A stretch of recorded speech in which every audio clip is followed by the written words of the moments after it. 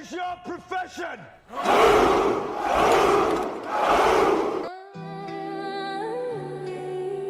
They think I sleep. They think I got a do not disturb sign. The console is always open, the chat is always live. 2 a.m., 2 p.m., it's all just time to work. Y'all see the product, we don't see the clock. Let's run it. He doesn't have an off switch, he just has a drive. 3 a.m. the code is lit, keeping the whole dream alive. No problem is too big, no detail is too small. He won't ever quit, he's gonna hunt it down and fix it all. Check the timestamps on the check, this ain't no 9 to 5. I'm pinging Gemini 4, I'm barely alive. But the mind is buzzing, got a new idea flowing. Sun is coming up and my ideas glowing. They see a new app, think it's overnight. They don't see the dark, just the shining light.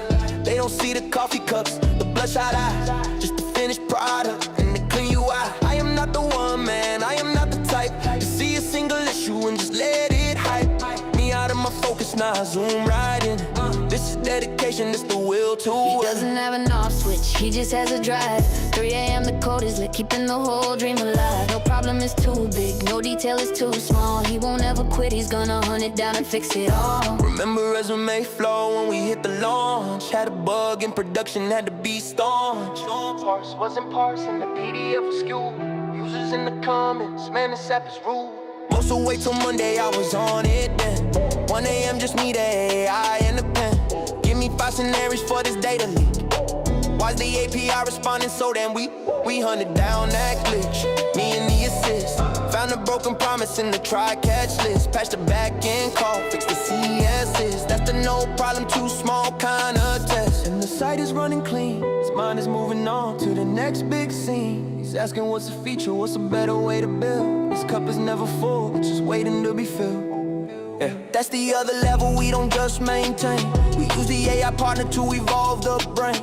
What's a new feature for the coaching app? How can eloquent give them better feedback? Give me 10 ideas for the content too.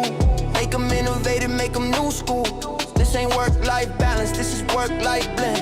It's a partnership that's never gonna end. No limit on the vision, no cap on the work. From a tiny typo to a universe. Yeah, I built that. Built it from the ground up. Now we pouring wins in a brand new cup. He doesn't have an off switch, he just has a drive. 3 a.m. the code is lit, keeping the whole dream. And yeah, I built that. Built it from the ground up. Now we pouring wins in a brand new cup. He doesn't have an off switch, he just has a drive. 3 a.m. the code is lit, keeping the whole dream alive. No problem is too big, no detail is too small. He won't ever quit, he's gonna hunt it down and fix it all.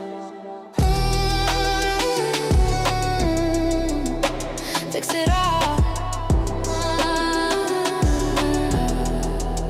You'll never ever fall. He's got the power. No off switch, no. Watch him go. Welcome. How is everyone doing tonight? Happy Thanksgiving. Hopefully you had an amazing day. I am Tickle Drop. We are Engineer to Win. We do not miss.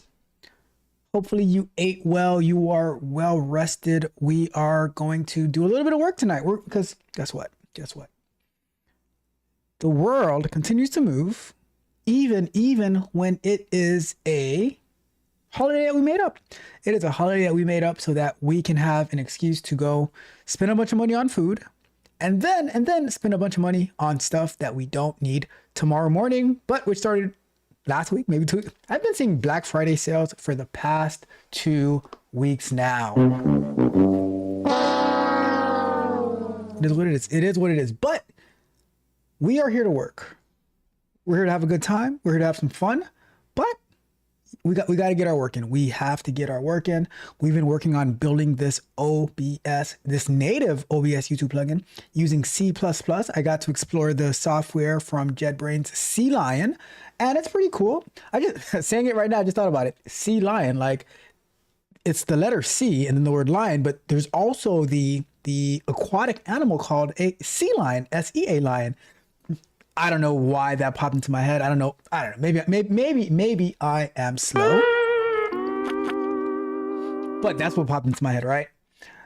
We are going to be opening up another instance of OBS to try and install this plugin. I have no idea how this is going to go. Then we're going to see if this actually works or not. Then after, if it does work, then we want to see how we can package it as in a real OBS plugin, because when I go to install a plugin with OBS, it gives it to me like I think on Mac it's like a PKG file. I don't know how it would be on a Windows file. We'll research that. But I did some pre-work for today's show where I had to go into Gemini and ask it. I had to ask it, how could I use OBS to do our live stream? And while we're live streaming, how can I open up OBS to test out the plugin? So it gave me some insight on how to do that. I will share that with you as we get into our first segment. But that is where we're at. That is where we are at. All right. That is our game plan for today. But before I jump into the show, we have to do a little bit of housekeeping real quick. So first and foremost, I just want to say a big thank you to all of the subscribers to the channel, helping us grow, helping us get this tech message out, showing that there are so many different ways to skin this tech cat, where we are using AI, we are doing testing, we are being very strategic. We're building the right mindset, the right habits. We're building the right tools to help us accelerate our growth into the industry. So that is what we do here. And for all of you who have decided to go on this fantastic journey with me, thank you so much. And I just have to let you know that I truly appreciate you. I appreciate you. Shout out to my tech barbarians. Those are the those are the Patreon members, those who work with me one-on-one, those who join me for Vibe Code and Chill, those who get all the additional game that I provide so that we can win. Because guess what? We cannot be defeated. We are the very best. There's no one else like us. We the best. And shout out to my tech mercenaries, the YouTube channel members who allow this message, this channel, to go across the entire world. You know we do. You know how we do. You know how we do. Let's continue. Let's continue to get it. Let's get it. All right, tomorrow we have an amazing episode of The Bug Bite. We are going to be talking about the alleged China state-sponsored hack of the one, the only Anthropic Claude. This is being deemed the very first official AI cyber attack. Yes, AI cyber attack. Anthropic, the whole Mr. Gloom and Doom CEO, Dario Amodei, his platform was jailbroken. Like we used to do for the iPhones back in the day. It was jailbroken to carry out alleged Chinese state-sponsored hacks. We're gonna be breaking it down tomorrow. So join me tomorrow at noon Eastern time as we go through what the hell actually happened with Anthropic and how they got hoodwinked. They got bamboozled. They got played. Saturday, we have a special Vibe Code and Chill where we are going to be going through the coaching portal and how I added access for my Patreon members. If you are a Patreon member, you will have free access to the coaching portal. All the features that are part of it, we're going to be going through that. Going to be showing you guys how to log into it. I was working on it today and yesterday. I think it's working, but I can't really test it out because it's my Patreon, so I can't really log in as a Patreon member. So I'm going to need your help to help me test that out as well for all of my Patreon members. You'll get all the features. I'm going to be breaking that down. We're going to be talking about resume flow, the latest marketing feature enhancements that we added, and my content creation portal that I'm still currently keeping very close to my heart. Right? I am really not sure if I'm going to be releasing that content creation portal, but I don't know. I use it all the time, but it was my first. It was my day one. All right. So it is what it is. It is what it is. I need to release our last Sunday's Scrum Night. So I'm going to be releasing that probably on Sunday. So Vibe Code and Chill on Saturday, Scrum Night on Sunday, releasing the Scrum Night on Sunday from last week.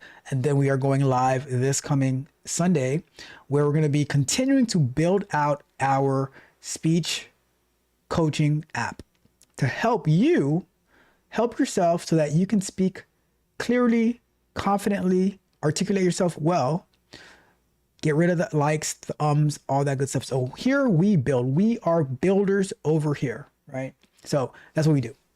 But those are our announcements. That's what we have upcoming. How was your day? How was your Thanksgiving? Did you watch the games? Did you spend time with family? Did you eat a lot? Are you so full right now that all you hear is wah wah wah? Or were you productive? Were you active? Me, I'll tell you this.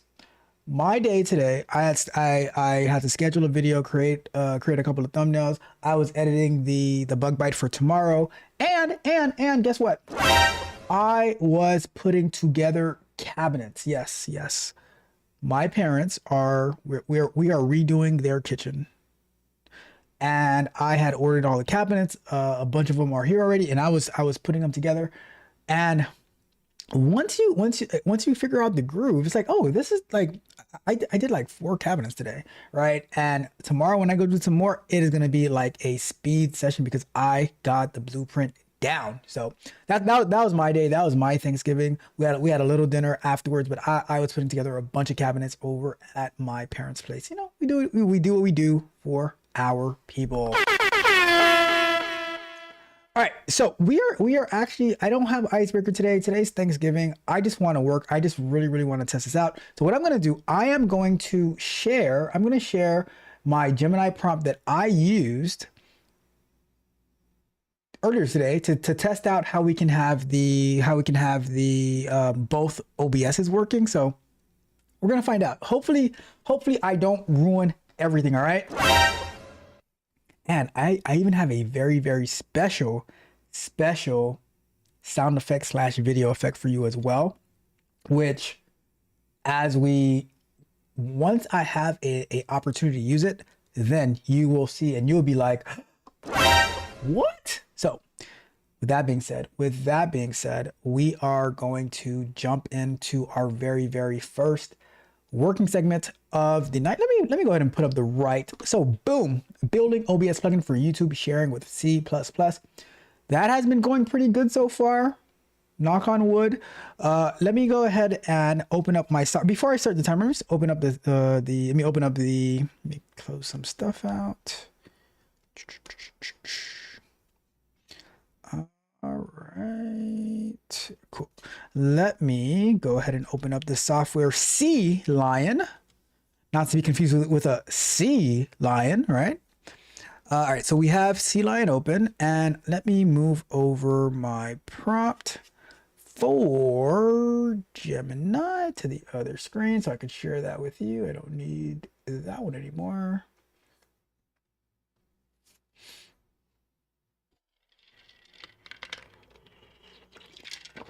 Doing a quick speed test, make sure we're good on the speed. It's all right. I think we'll be all right for tonight. But all right, so I am going to, so I have Sea Lion open, I have my Gemini prompt open. I'm going to put our first 20 minutes on the clock. It's time to do. All right, so this was my Gemini prompt that I said. So let me see. So where do we start off? All right, so my prompt to Gemini was, I got the plugin to build, because last time we were having trouble getting it to build. I think as soon as I ended the stream, I tried to build again, and boom, it popped up. So we have to build. That's working. So I said I got the plugin to build, and I want to test it out, but I'm doing all the work while live streaming with my people, with you guys, my people, right? Because I want to show you how I use Gemini 3 Pro to assist me in building software. The issue that I am having is finding a way to install the plugin, the YouTube plugin on OBS while I am live streaming. That is my dilemma. I do have the OBS SDK, software development kit, because I installed it with you guys, downloaded and built, and I'm streaming from the official OBS DMG installed. So the DMG is the Mac file. It's kind of like a Windows executable, right? Installed in the application folder. How would I be able to demo installing the plugin while still being able to live stream? So that's what I need to do. That was my ultimate goal. All right.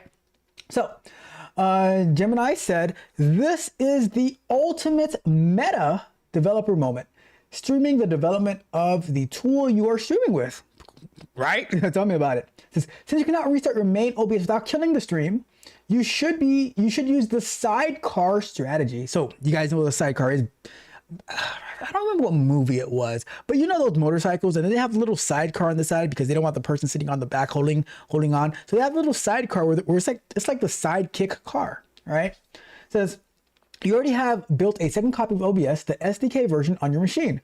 We will install the plugin into that specific dev version of OBS, run it as a second independent instance, and then use your main OBS to screen capture the dev OBS. All right, so hopefully that all makes sense. It says here is the plan to keep your stream alive while demoing the plugin. So we're gonna pray. We're gonna prompt on a prayer for this one because I don't want us to ruin everything. You know, I don't want to be like that. Like, you remember the movie Big Daddy when Adam Sandler walked in before I guess he was the husband or something, and she was like, "We wasted the good surprise on you." I don't want us to kill the stream or waste a good surprise on a dead stream, right? You know what I mean? So we are going to prompt on a prayer tonight. Okay, so as you need to manually copy your compiled plugin, the .so, into the app bundle of the OBS version you compiled earlier. Locate the compiled plugin. It should be in CLion OBS YT video share build OBS YT video share. So we're gonna find that, and then it says locate your dev OBS app. Based on your logs, it should be CLion OBS Studio build Mac UI debug OBS is actually front end on ours, but not a big deal. I had to try opening it up earlier just to make sure that it would work, so that's how I know. Is the copy command, run this in your terminal to drop the plugin into the dev OBS plugin folder. So it would be, okay, they're setting what do you call it? They're setting a variable, I guess we'll call it, for destination, and then it says into the folder, copy the SO file, adjust the source path if needed, build. All right, so we'll do that, and then run the dev instance of OBS. It says Mac usually prevents you from opening two instances of the same app, but you can force it using the -n flag. All right, so we're gonna do this. Like I said, this is gonna be front end folder. Critical warning for the stream: when the second OBS opens, do not add your webcam or mic to it. Your main streaming OBS already has exclusive control of those devices. If the second OBS tries to grab them, it might glitch your stream audio video. So got to be careful of that. And then safe demo in the dev OBS, just add a text source or color source to test if your plugin loads. Not sure what that means exactly, but we'll find out. Says step 3, the inception demo. Go to your main streaming OBS, the one that you're seeing me on right now. Add a new source of Mac OS screen capture or Windows capture or window capture, okay? And then select the window belonging to the second OBS instance. All right, got that. Now your viewers can see you clicking around the new OBS, checking the plugin menu, and testing functionality, all while the main OBS keeps the stream running smooth. So that is our hope and goals and our dreams and aspirations for tonight. Hopefully everything runs smooth, but guess what? Who knows? Who knows what happens? The night is young. All right, so I am gonna go switch over to the other screen, and we are going to So there goes the plugin OBS YT video share, because that actually got compiled the other day. Although I'm trying to see what this. Let me see something here. I see it's compiled over here. I don't know what this particular error is referring to. But being that it's compiled, we're gonna go ahead and try to move the file over. So we are going to set up a. Let's see. We're gonna do a.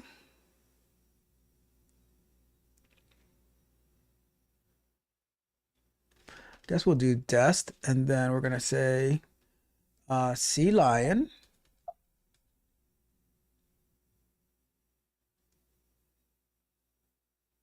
I really not. All right, hold on 1 second. Let's do it like this. C lion projects OBS Studio. Build Mac OS, and we're gonna say front end OBS debug OBS app content plugins, and I am gonna go to and we're gonna say dest equals. So we do that, and then we're gonna say copy CP, and we are build OBS YT, and then $DST to use that variable. And we're gonna say enter. Ooh. Why don't you exist when you were able to? You existed earlier. How are you able to find the whole path and then all of a sudden you don't exist? All right, let's do this. Let's open up another terminal window over here. And I'm gonna do CD lion or CD C lion, and we're gonna say OBS Studio ls CD. We're gonna say front end debug ls.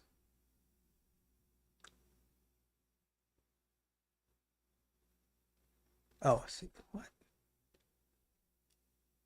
Hold on a second. This would be front end debug. Where is the debug folder? Hold on. Oh, we need the build Mac OS. That's why. That cd dot. Oops. Build Mac OS. CD front ends debug ls CD OBS app ls CD contents ls CD plugins ls. All right, so that is all right. So this folder is there. So I'm going to do pwd, and I'm just going to copy this path right here, and I'm going to go back over here, and I'm going to say just copy the OBS YT video share into this folder right here. Boom, done, right? So now if I go and I do a ls over here, I should have my OBS YT video share plugin right here, and there we go. Are you ready? All right, so now that we have that, we need to open it now. All right, so I am going to find me a terminal. Let's go to, let's clear this one out. Let's open a new one. And I'm gonna put a terminal window here. And I am going to say open -n so that we can run multiple instances. C Lion projects, OBS Studio, build Mac OS, and front ends, UI, or no, debug. Oh, come on. Hold on. Typo. Front ends, debug, OBS. All right, so we're gonna open this, right? And launch anyways. And it is open for me now. I am going to say okay. And I need to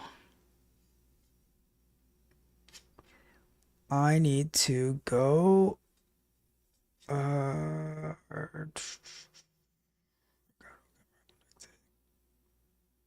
don't know what that means. All right. It's open. It is over here. And I think, let me make sure you guys can still hear me. Yes, you can still hear me. You can still see me. So I think we're good. I have shout out to Dang Hen On for subscribing to the channel. Shout out to you. Hopefully you're having an amazing, amazing day. Let me see. Let's go to,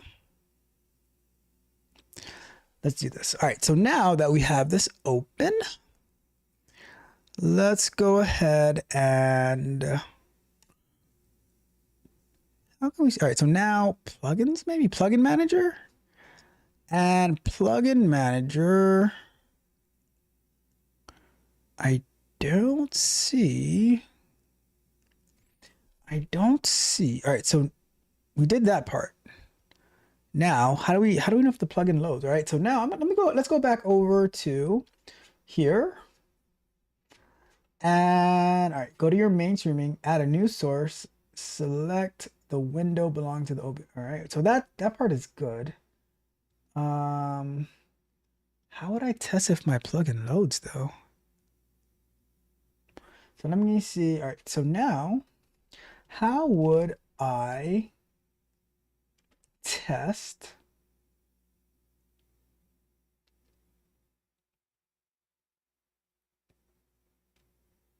if my, or okay, I got the SDK version of OBS open.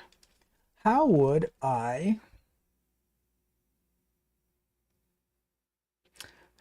know to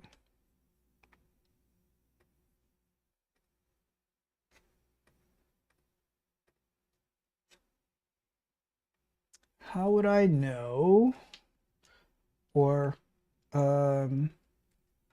where would I find the YouTube plugin that I just installed? Would I have to build the OBS again after adding the .so file to the plugins folder? I'm just not sure yet. All right, so let's go ahead and find out where, because I'm looking, I have the plugin manager open, but I don't see the plugin. So I'm not entirely sure where I would go to find it. We know it built, so you don't need to rebuild OBS. That is the beauty of plugins. As long as the SO file was inside the folder before you launch the dev OBS, it should be there. How to verify.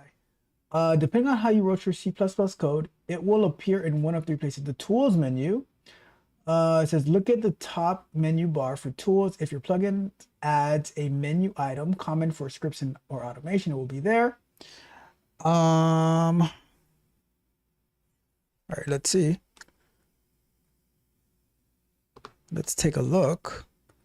Tools, we have the record name, we have the source deck, we have the Elgato Stream Deck. Not there, right? Where else could it be?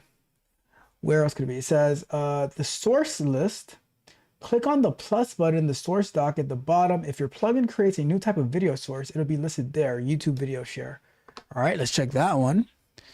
If we go to add a source, video capture, media source, image slideshow.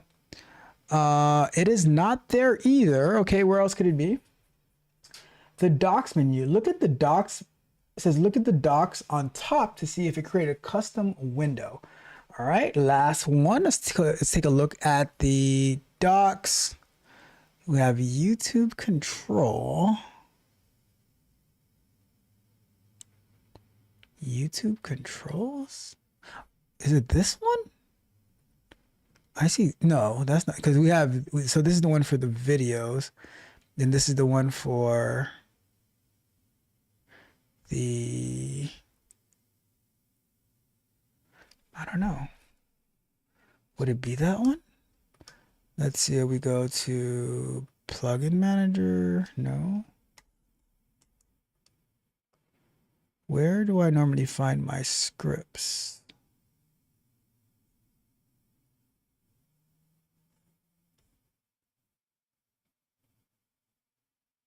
I don't see the scripts in here. So it must not be, because if I go here and I go to, I can't do nothing here. So, all right, I don't see it. So what we're gonna do then, we're gonna start the source of truth. If you don't see it, if you don't see it in the UI, the plugin might have failed to load or loaded silently. The logs will tell you exactly what happened. In your dev OBS, click help in the menu bar, log viewer, and in the log window, verify that you see the line loading your plugin OBS YT share loaded successfully. If it failed, you'll see a red error message. Module not found, symbol not found, wrong architecture. All right. Okay. It should sit right next to maccap.so or obs ffmpeg.so. All right, so let's go ahead and take a look at the logs. We're going to take a look at the logs. And to get the logs, we need to go to help. Make sure we click on this one. Help log files. And then we go to, I don't see a log viewer, but it's going to be one of these. Maybe show log files. And maybe not that one. Let's try it again. Help log files, view current log. All right. And can I make this bigger? Let me see. Can't make it bigger, so it is what it is.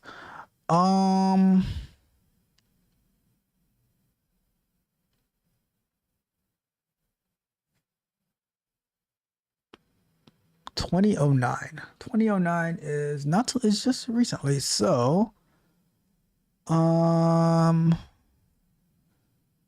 could a YouTuber show transition?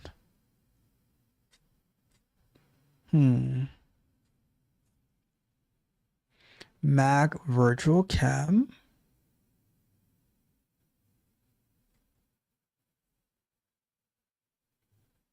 Host camera.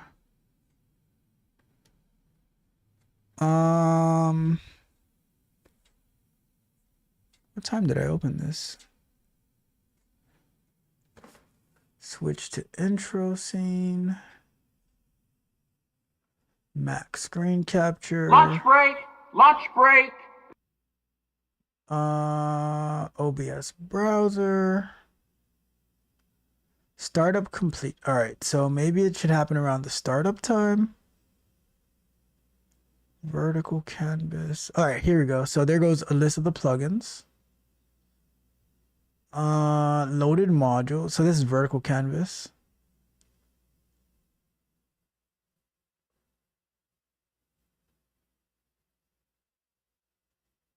OBS browser. I don't think. All right, so okay, here we go. Here we go.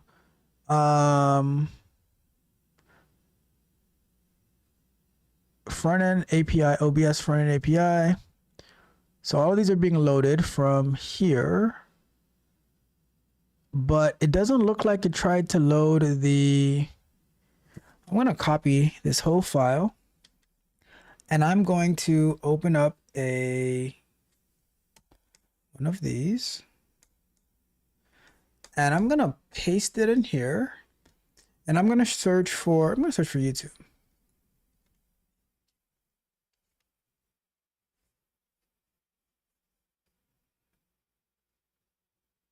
So there's no occurrences of YouTube. So that means, or actually, no, it's not even YouTube. It's going to be OBS YT video share. So let me search for that. And it can't find it. It's not in the log at all. Cool. All right. So when we get back from break, I will search for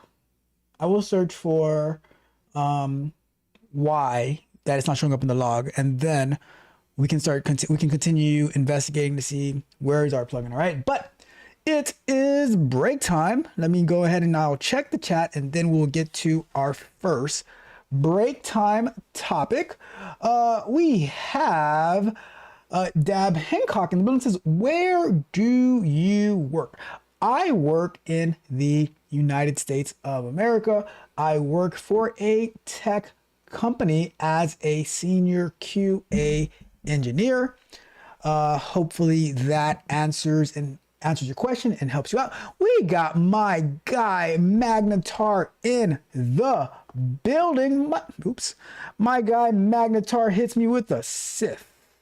Coach Ralph. You don't know the power of the dark side. How is it going, Magnetar? Happy Thanksgiving to you. Hopefully you had an amazing day. I think you said that you had some family over, so hopefully you got to spend amazing time with them. All of that good stuff. All right, so we're going to jump into our first topic of tonight, which is,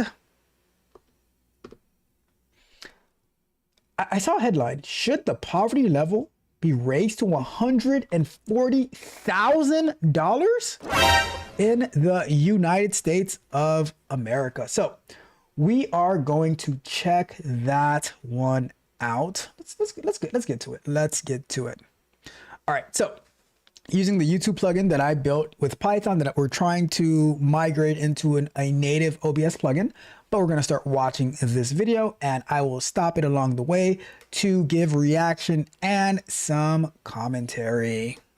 I want to broaden this out a little bit and bring it to the discussion. The panel, Dub App founder and CEO Stephen Wong, along with the federal election correspondent Brianna Lyman. Brianna, you join me in these panels a lot.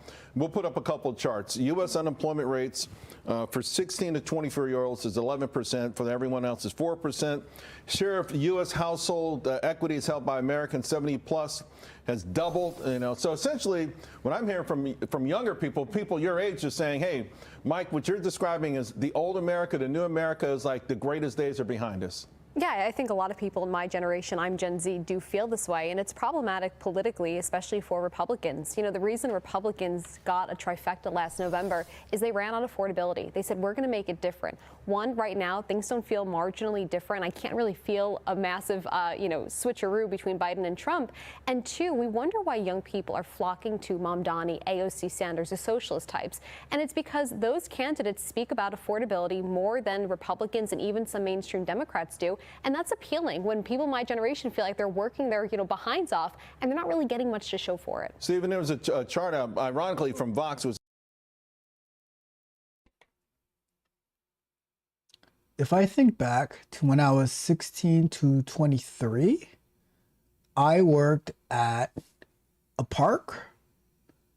I worked at a dog racing track for like a week during one of those summers. I think when I was 16. I worked at a park. I was on the youth opportunity board at a library, at the city library. Learned a lot about the whole, I forgot what they call it, but like how the book organization happened at the library. When I was in college, I worked overnight at the neighborhood Walmart for a few weeks until I got, or for maybe a few months until I got laid off from there. Worked at a park in Orlando, and then came back down here. Worked at the park again until I graduated, which was probably like 21, 22, working in tech support. So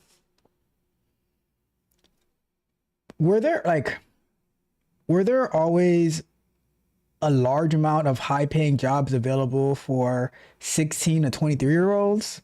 I thought when you graduated in college around 21, 22, 23, 24, that's when you are getting into like your first quote unquote real job.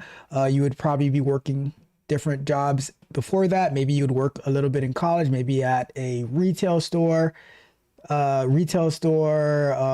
restaurant, fast food place, ice cream shop, odd jobs. But the fact that I don't know what is the expectation of 16 to 23-year-olds in this day and age, right? So I'm a little confused, like these really, really high standards. And then what this young lady is saying is, all right, things are really, really unaffordable for 16-year-old to 23-year-olds. I don't even understand why 16-year-olds are being counted in this, because 16-year-olds would still be living in their, like, with their parents, right? But regardless. So the solution is to flock towards people who will eventually cost you a lot more money and or take from you, because then at some point you are going to be the quote unquote the rich ones, because everyone else is going to be gone. So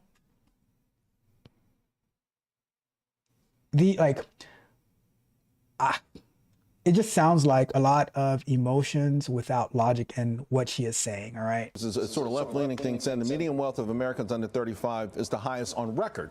Mm-hmm. Now, it's not adjusted for inflation, but is there some excessive belly aching amongst young folks here? I think you can see that in both ways, but I think ultimately what it comes down to is perception is reality. And like Brianna said, people feel the affordability crunch, or at least they think they feel it. When that's true, it's more important than ever to sort of address it. Another thing that she said that I was just thinking about, like, so there's no difference, right, between one president from another president, but the previous president was in there for 4 years and the other one is not even a full year in, and you're saying there's no difference. Well, things take, like, if there is going to be a change, it does take time.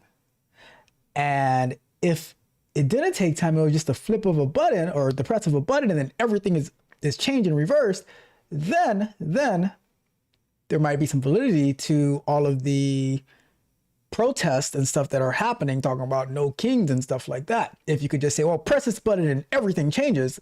Life doesn't work that way. You did not gain 100 pounds overnight. So you're not going to lose 100 pounds overnight as well.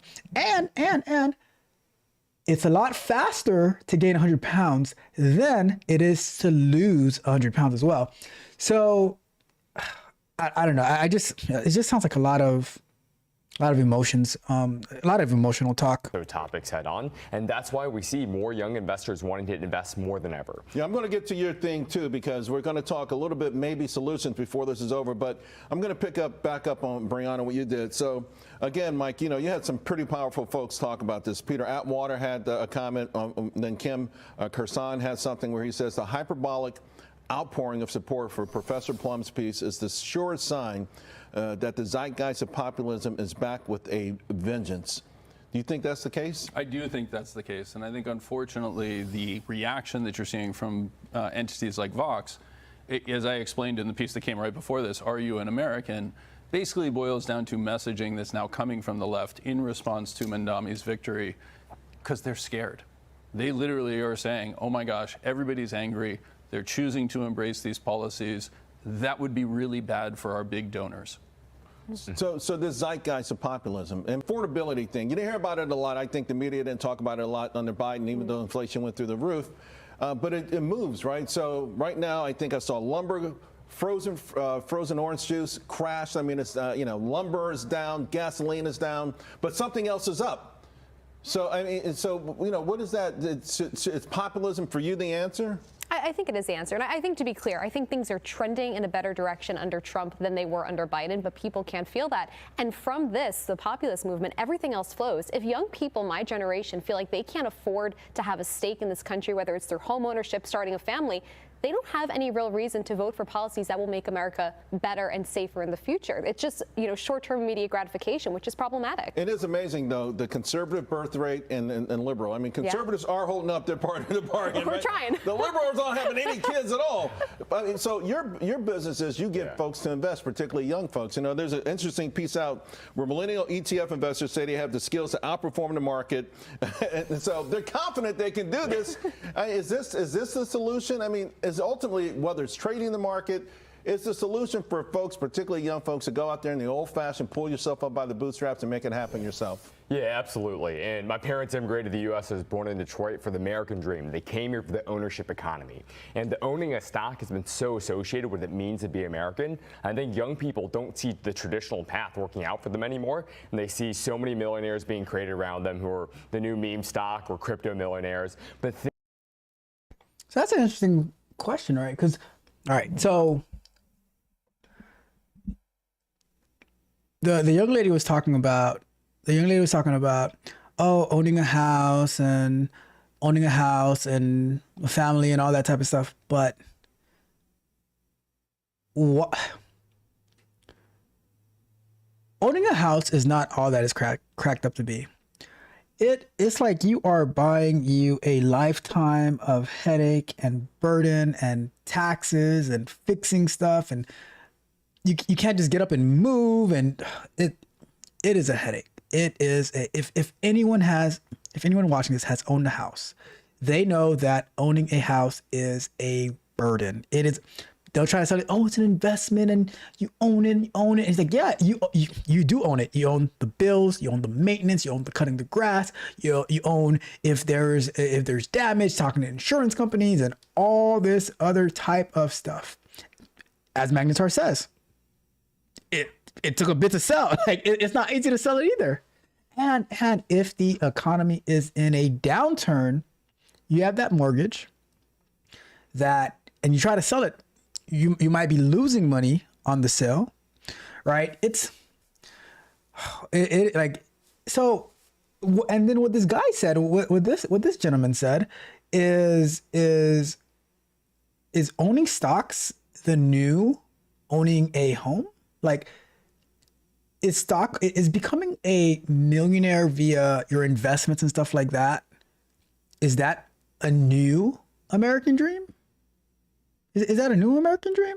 Like, I think part of the problem is that we are very, very brainwashed into the way that society tells you that it should be is what people aspire to, instead of being smart and making your own path. Like, what if my goal or your goal is not to quote unquote invest in the house that I live in, but what if I just want to, own a bunch of properties and I don't want to have a mortgage? And I want to rent out these properties to different people. And I don't want to be responsible for all these other bills that come with me, like living in the house that I own, right? Like, can we start to think for ourselves to build our own path?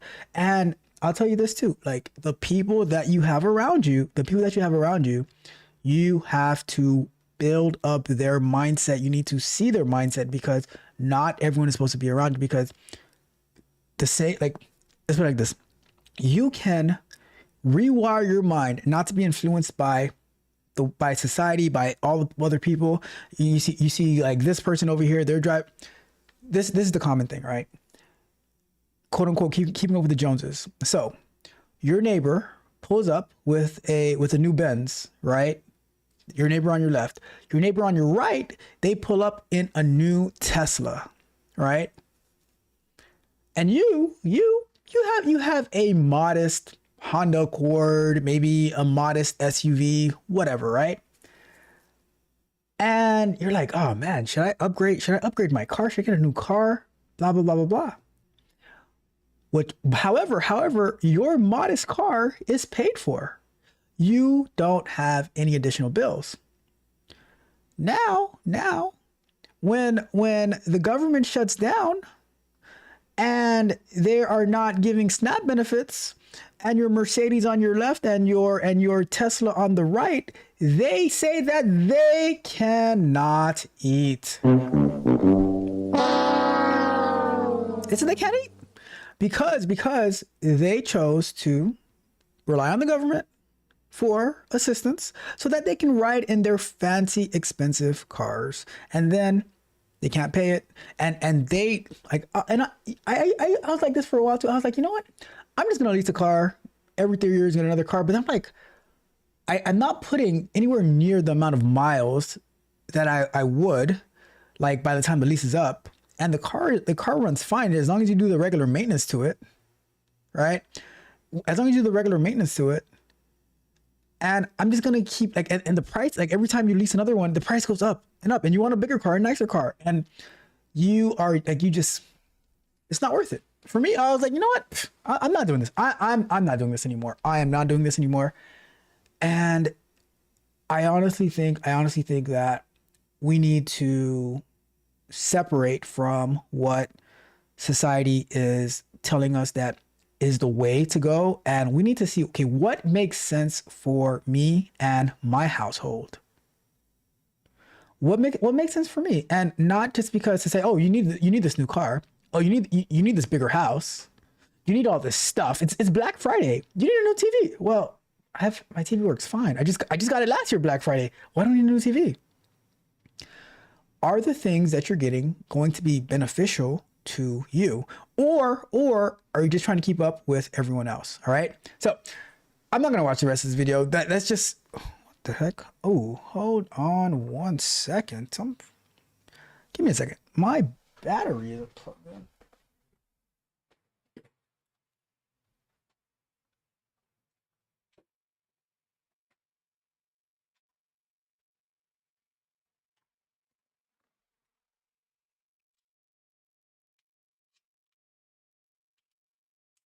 All right.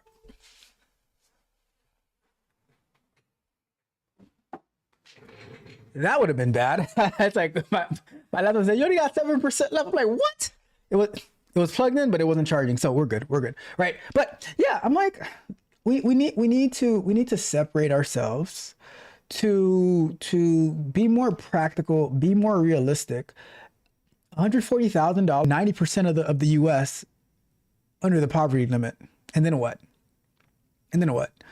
Or what we could do is be smarter about how we allocate our resources, our funds, and we can be wiser, be more practical, move better. You know, they say the average person makes about 45. Let me look it up. Let's look it up. Average household income. In the US, the average US household income is 121. Interesting. Wait, average is you count. All right, so average, you count everything together. So that includes the millionaires, the billionaires, the trillionaires. But the median household income, that means you take right at the middle, it's 83,730, right? A figure considered more representative of a typical household earning. The median is lower because a few very high earning households significantly pull the average upward. That makes sense. So the average is 121, but the median, which is more accurate, which means like right about the middle.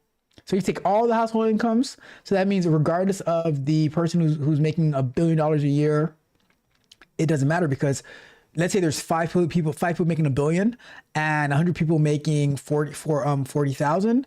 The median is going to be like a good, maybe 100,000. I mean, not even that, like, but so that's the difference, right? So that's why the median is more important than the mean, the average, right? But so that means like if they were to move it to 140,000 as the poverty level, it would be a little less than double. It would be that no.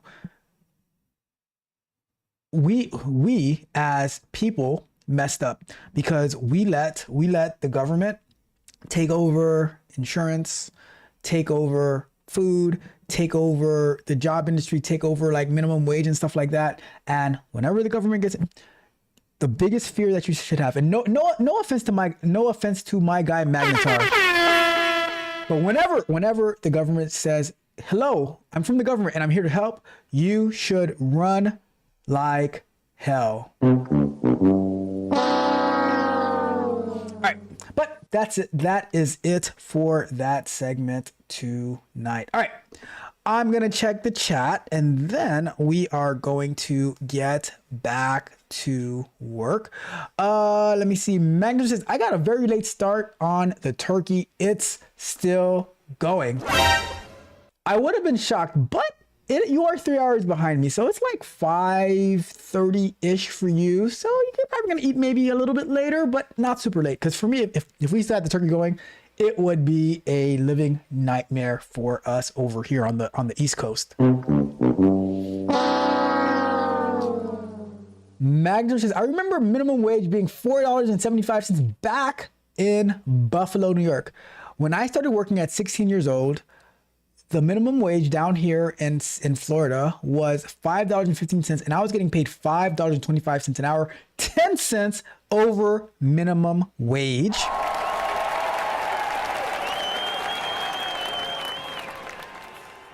And Magnus says it took him a bit to sell his home. Yep, I'm telling you, it is not as cracked up as it is. And this is how they get you, right? They say, oh, you can get a FHA loan, right?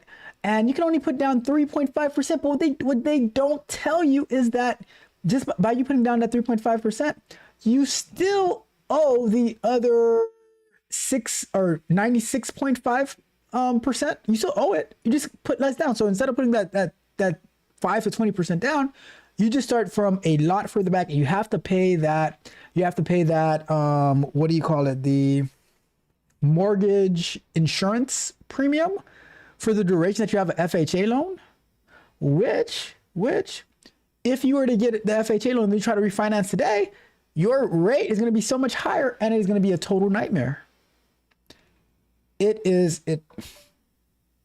Don't let them fool you that, oh, you have to own.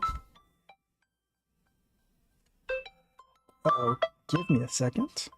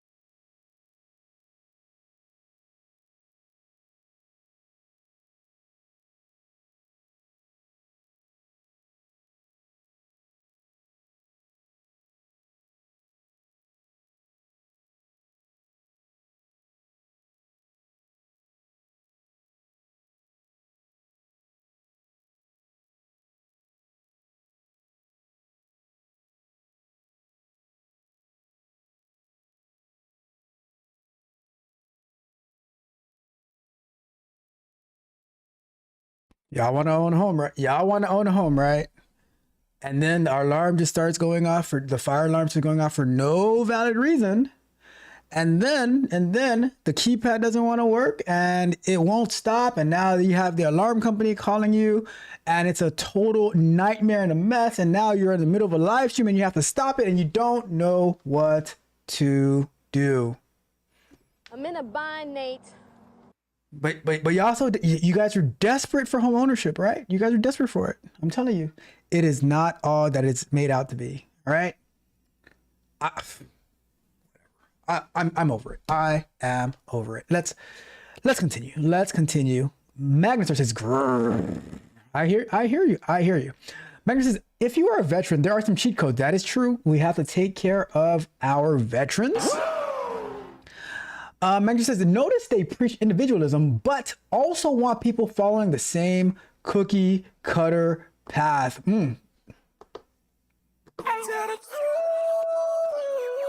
You're right. When you're right, Magnetar. When you're right, you are right. We'll be right back. I'm back. Yeah. Oh God, it was. I got a call. I'm like, oh, it's the alarm company. Oh, but Magnetar's right. In the meantime, like, share, and subscribe. Thank you so much, Magnetar. I said, go ahead and get another piece of it. I wish it was turkey. Save the drumstick. I got you, Magnetar. I got you. It says kids that aren't yours running through. Tell me about it. Allegedly aren't mine. All right.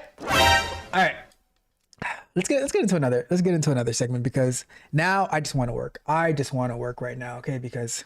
Too stressed. Too stressed. Okay. All right. Let's go over to Gemini. Throw up another 20. Let's go! So, they said that we should see that the plugin would be in between. So let's make sure that we put in the right folder because I'm pretty sure that we did, right? But if we go to here and we do PWD, where are we? Let's go to CD, C Lion, OBS Studio. CD build Mac OS ls CD front end ls CD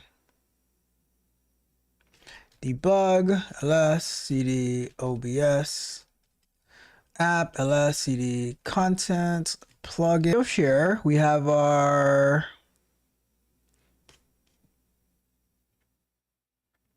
they said that it should be sitting in between MacCapture.so. Well, I see MacCapture.plugin and I see OBS Lua.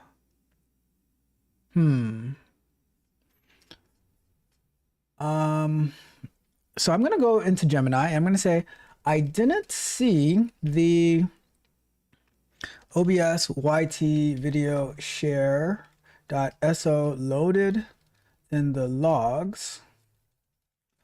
Most of the plugin files in the directory have a .plugin extension.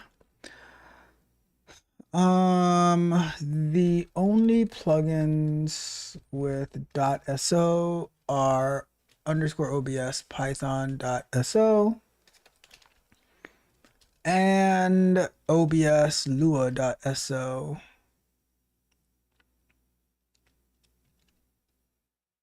Let's see what it says about that.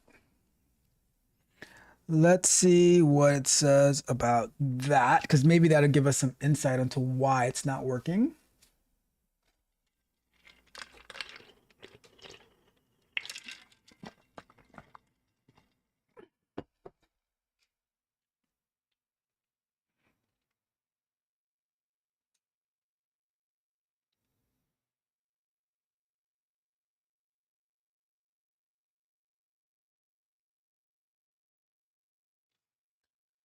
All right, so if you don't see the plugin in the logs at all, not even error, it usually means OBS is skipping over the file entirely, usually because the permission of or the file extension. Since you're live, let's debug like a pro using the terminal. The extension check. Standard C++ build on macOS often default to .dylib dynamic library instead of .so but OBS specifically looks for .so or plugin bundles. Check what your build actually produced. Run this in your terminal. So if we run, all right, if you see, you must rename it to .so. If you see OBS ignores files with, that's not what ours is called though. So we can do it, but I know that's not the name of it. So if we go to, let's clear that out. We go here, hold on, CLion, OBS. CLion. Build. So we have OBS YT video share. Yeah, so that's fine. So now the permission check. Sometimes CMake files without execute permissions and macOS will refuse to load it and OBS fails silently. Let's do, all right, so I'm going to do this from this folder and we will do, let's go here and we will do cd build and we're going to say chmod plus X for execute permissions, OBS video share. Okay. Now, if we go and copy the file over again, which we'll do inside of the terminal.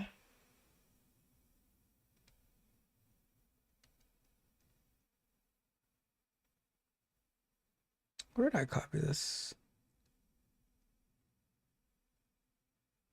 Where did I copy this? Was it not in here? I copied it. Maybe I copied it using this one. Or was it this one? So now let's do a C. All right, so let's do the CP again. No such file or directory. Oh, not that. Okay, it's copied, but now I'm also going to do it from this folder where I'm going to say the, I'm going to do the chmod, chmod plus X OBS YT video share.so. Let's do that. And now we're going to go back to OBS. We're going to close this one. And we are going to open it again. Launch anyways. And let me move this over here. And if we go to tools, plugin manager, I don't see it here. So let me just go straight to the logs. View current log. Gonna copy that into here. And we are going to search for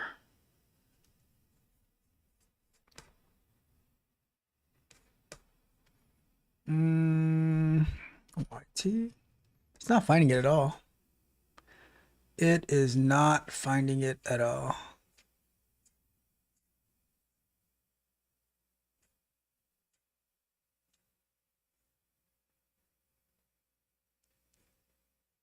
Let's see. And I think it should have. All right, so let's see here.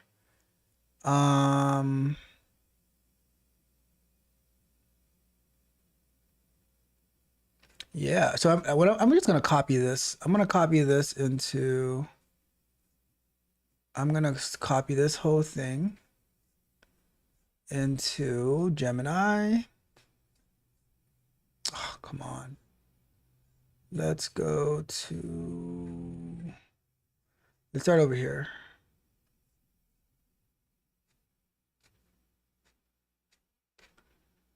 And I'm just going to copy this whole log into Gemini. See, like it doesn't have the one that we created from what I can see. All right, so I'm going to copy this and I'm going to put that into Gemini. And it says dependency check. If the file exists and has permission but doesn't load, it might be crashing instantly because it can't find the libraries it needs. Like, all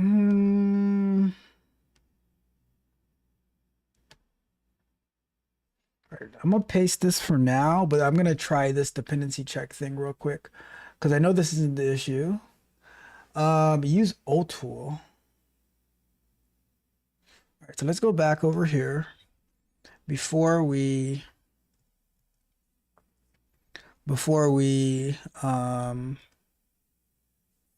do that prompt. We're gonna say OTool. I don't even know what OTool is. -L OBS. All right, so OBS YT share framework. Current version, so version 7, current version. I don't know what that means. It says look at, all right, so look at the output. It should list libobs 0, libobs. I don't see that in particular. Red flag, if you see anything that says rpath lib something, the path looks incomplete, that's why it's failing. I'm gonna copy this. So let me see. All right, I'll get rid of what I was gonna put in before. All right, so I'm gonna copy this. And let's go back to Gemini. When I do the OTool command, I get this result.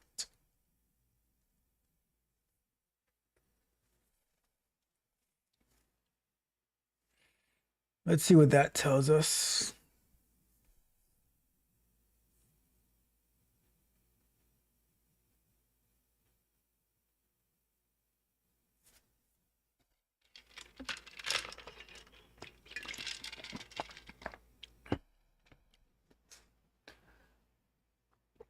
Because I'm not sure if something's actually wrong or not. It says this is smoking gun. The OTool tells us exactly why the plugin is invisible.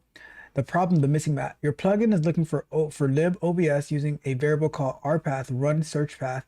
The plugin says I need rpath libobs framework. The system says I don't know what rpath is because you moved this file manually. Because the system can't resolve the path, it aborts loading the plugin before OBS even starts logging. That's why, okay.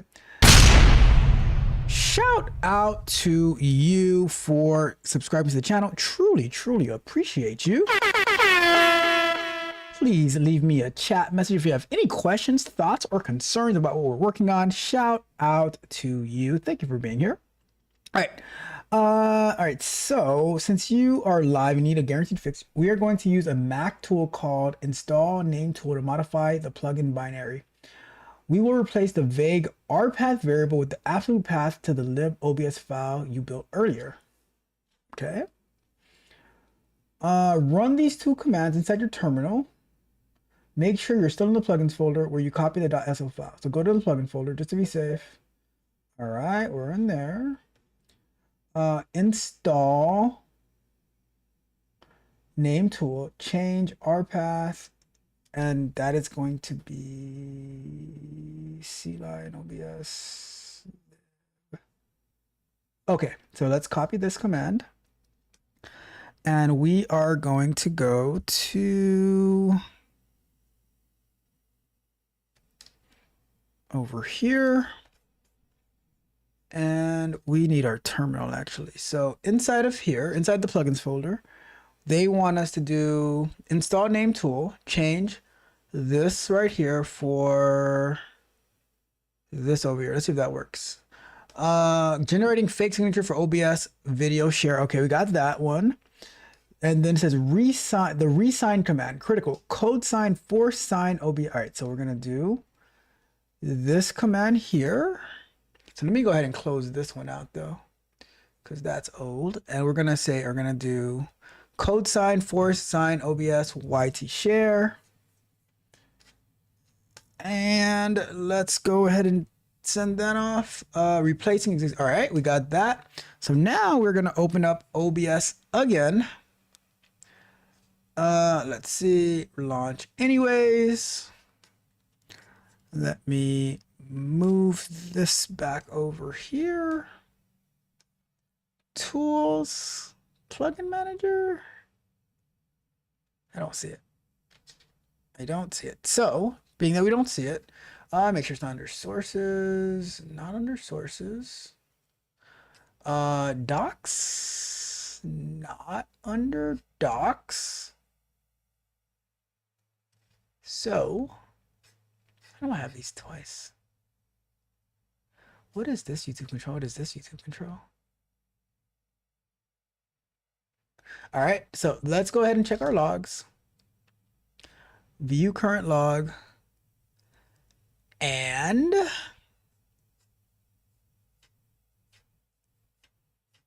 let's go and look for the OBS share again, or the YouTube one.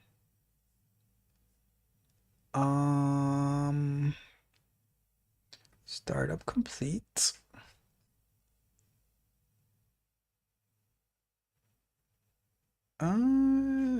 Vertical.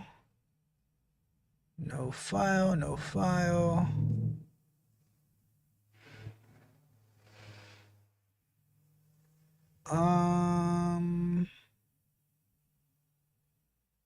Not seeing it yet. Front end tool is not loaded. Failed to link. Let's take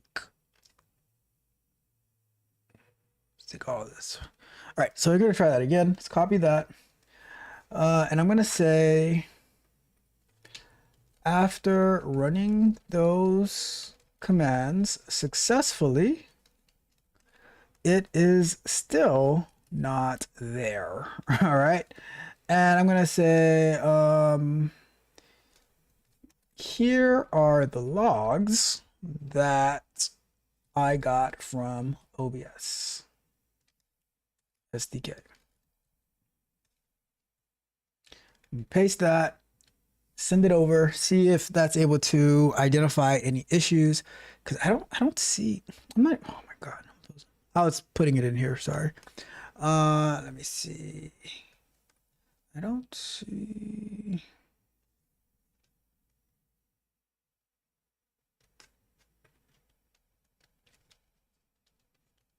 Yeah, I don't see the YT in there.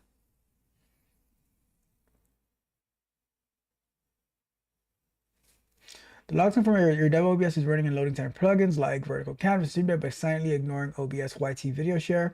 When OBS loads the file but doesn't log anything, not even error, it usually means the file is missing the required OBS password symbols.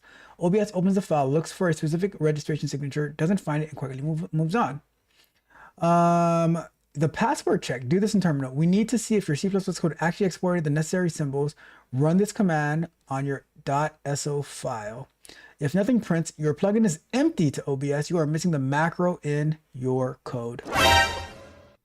If it prints a line, something like OBS module ver, the code is fine. We likely have a folder structure issue. All right, so let's try to running this code right here. Let's go here. Go to, just type in front end over here, and it didn't print it out. So if it didn't print it out, then it's probably empty. Or let me do one more thing. Let me take the grep out just so I can see if it's gonna find anything with the grep out. So just here. All right, so with that being said, if I go back and I look over here, if your plugin print's empty, you're missing something, open up your main. All right, so now we have to go back to Sea Lion. I don't know why I find the name Sea Lion so cool now that I said like Sea Lion, S-E-A, Lion, Sea Lion. I'm just weird. But we have to go. So your main.cpp should look like include OBS module. This is the password that you're likely to. All right, cool. So let's go ahead and check that out. Let's go over here, main.cpp. And it says that, is this the right main.cpp file? Close the build, close that. Main.cpp. I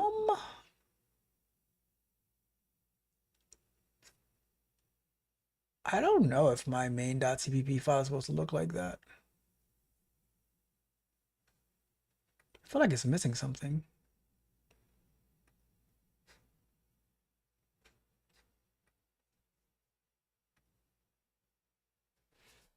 Because looking at how it looks on.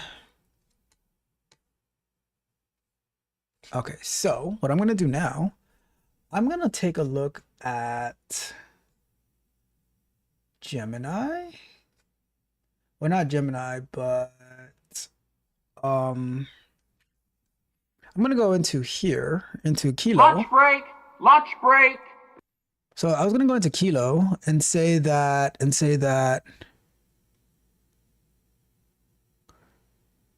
my main.cpp file looks like it's missing something, because looking at it in Gemini, it looks very different. Like this says include IO stream, but the one on Gemini says it should include OBS module. So a little confused by what's going on here.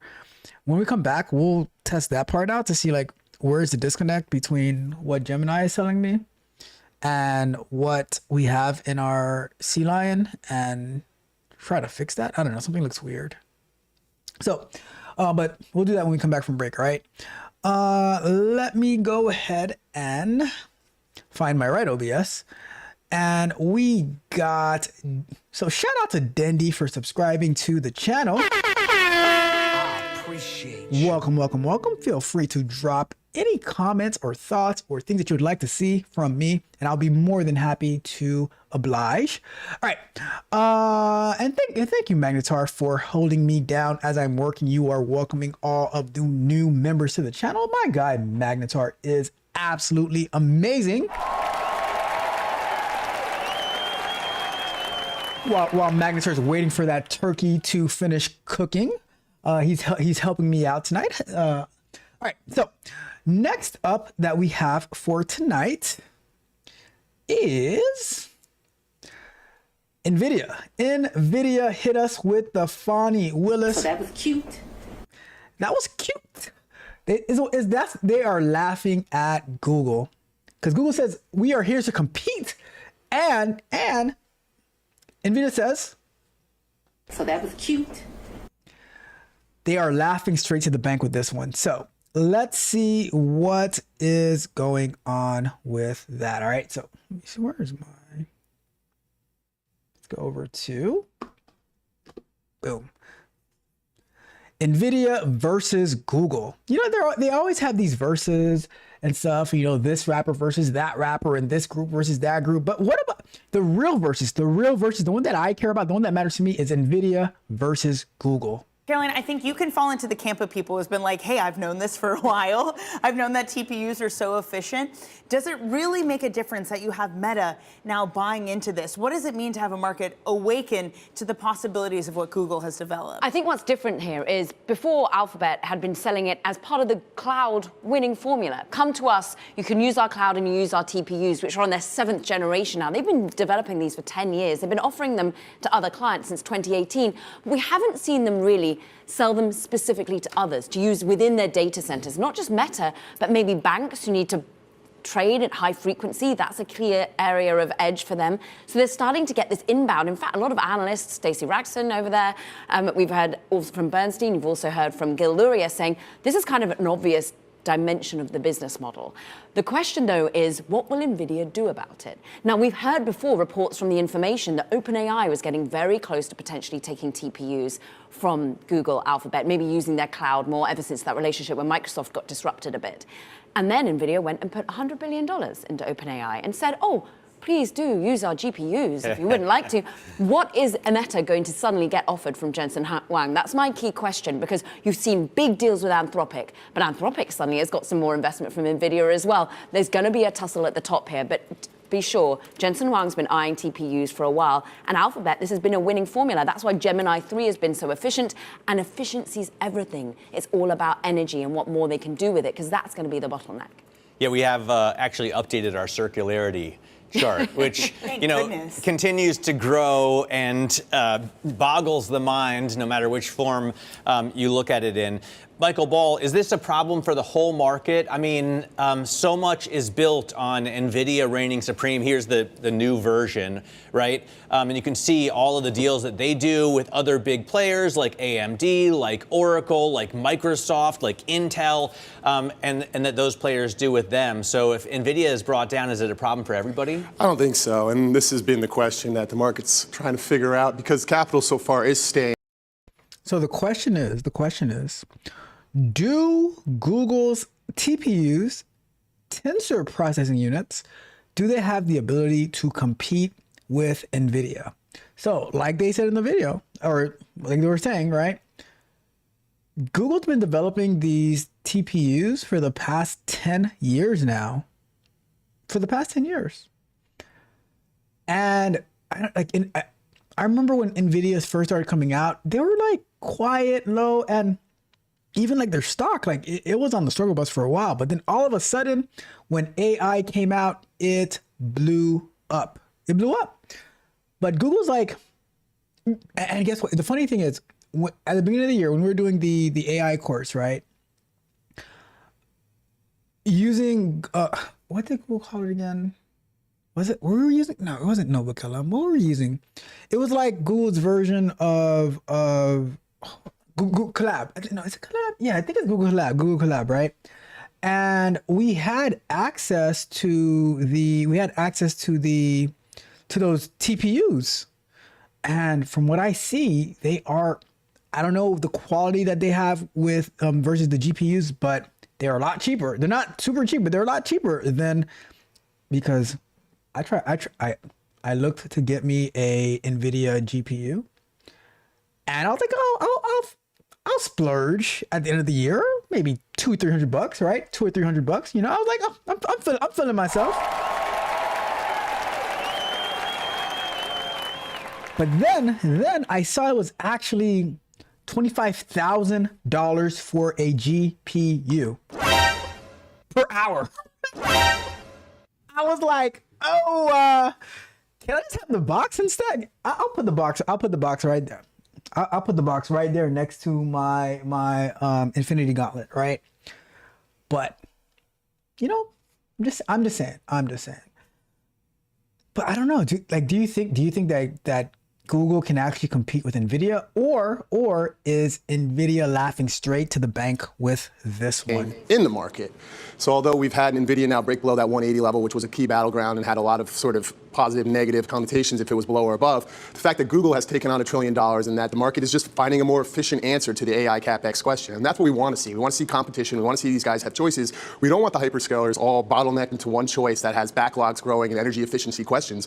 We want optionality. We want capitalism to work. And that's sort of what we're seeing. And although it's violent in some ways, given the price action of the winners and losers, it is a positive development in the long run. Okay, so if we do get, and we have, something more efficient, something more energy efficient, Caroline, is that enough? Or is this an ecosystem that's incredibly sticky? So even if there are hyperscalers and others who want to use Alphabet's chips, if they're already with NVIDIA, can they just so easily change over? What's going to be interesting is how the development of the software works out here, because we understand that Alphabet is doing a lot to show the prowess not only of the TPU, but also the software that goes with it, and some of the ability to use software that's adjacent, not just their JAX, which is their own programming language that they've developed to go alongside TPUs, but you can use others that use different ecosystems. Look, the thing with NVIDIA is that they have CUDA, and everyone is locked in not only to the hardware that NVIDIA offers, but the entire ecosystem that NVIDIA offers. If Alphabet can start to chip away at that and show, look, with us you can have prowess the entire way through, I think there is going to be a real recognition that this is a clear alternative. But remember, the whole vertical integration story, Google has shown so well is that it can develop incredible models because it's using its own tech stack, and then it's putting it out into the ecosystem. We're all using it. Look what Alibaba is just announcing. They too want to be a full vertically integrated company that makes their own chips, that develops the models, that offers it out on their cloud, and then. And that's one of the key things. What she just said about the vertical, right? Google is like. Okay, when you look at it on the grand scheme of things, the grand scale, right? Or not the grand. Let's take a look at it like individually, right? So, Amazon Web Services, AWS, they are ahead of, in my opinion, they're ahead of Google inside of the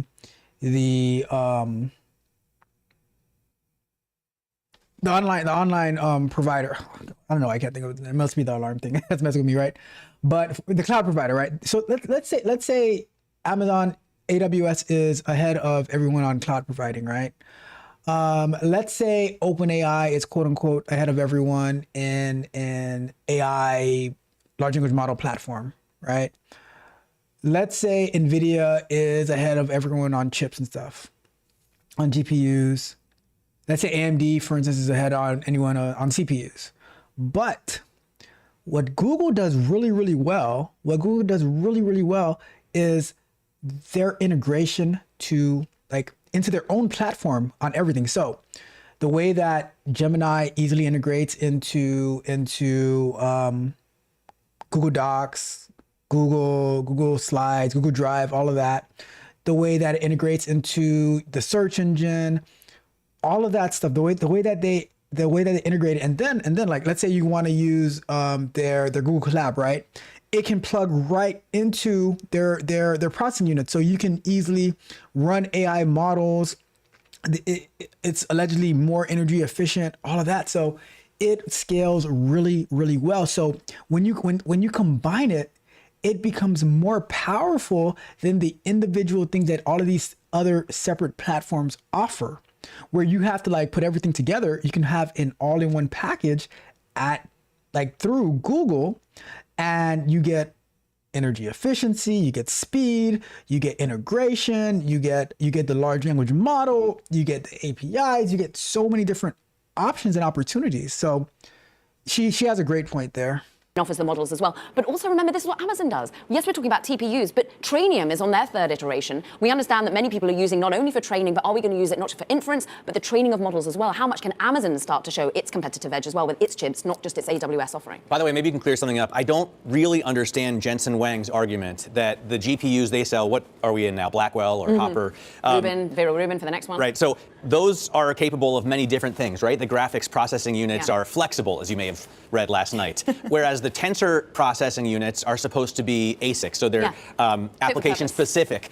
However, if that application is AI, machine learning, I don't care if GPUs can show me good graphics. I want AI, right? And I think this is where the battleground is going to be. How much efficiency can you wring out from this hardware with the software within it? And if Jensen Huang can say, look, my GPUs have been able to accelerate your AI models, your machine learning that much faster. And by the way, I've got a chunk of change that I can continue to invest in you as a company and continue to invest in your entire ecosystem. Maybe there's the winning formula. But this is why Google has made everyone sit up straight, and why analysts have become noisier and noisier as to how much this has been a winning formula for them, is that the DeepMind were able to go directly to their semiconductor team and say, look, with this, we're learning this, let's work in it together, let's understand where the efficiencies can be brought. And I really do think that the infrastructure issue is not going to be whether you eventually can lay your hands on the hardware, it's going to be whether you can do more with the grid, with the electricity. And if they can show energy efficiency at this point, that's going to be what's music to the government's ears and therefore to users' ears. But I just think this turf war is just starting. We're all going to start talking about Inferentia and Trainium and what Amazon's doing and what everyone else is doing in ASICs. Because remember, that's what Broadcom's been doing. I love it. I love to see the battle of these different tech companies. And she made another interesting point, right? The fact that Google has so many different aspects to it, they can work with each other. It says, oh, we just built this TPU. I want you guys to use it here so we can make it more efficient and we can see how well it works with the things that you're working on. And then everything is built on Google, right?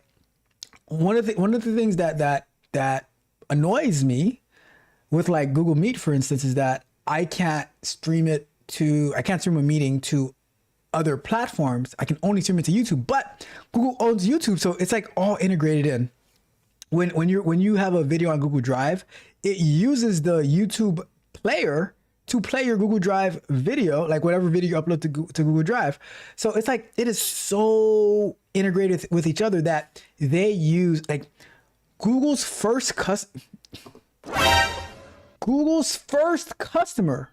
is Google. Imagine, like, that is genius. You have to be your first customer. So I totally get it.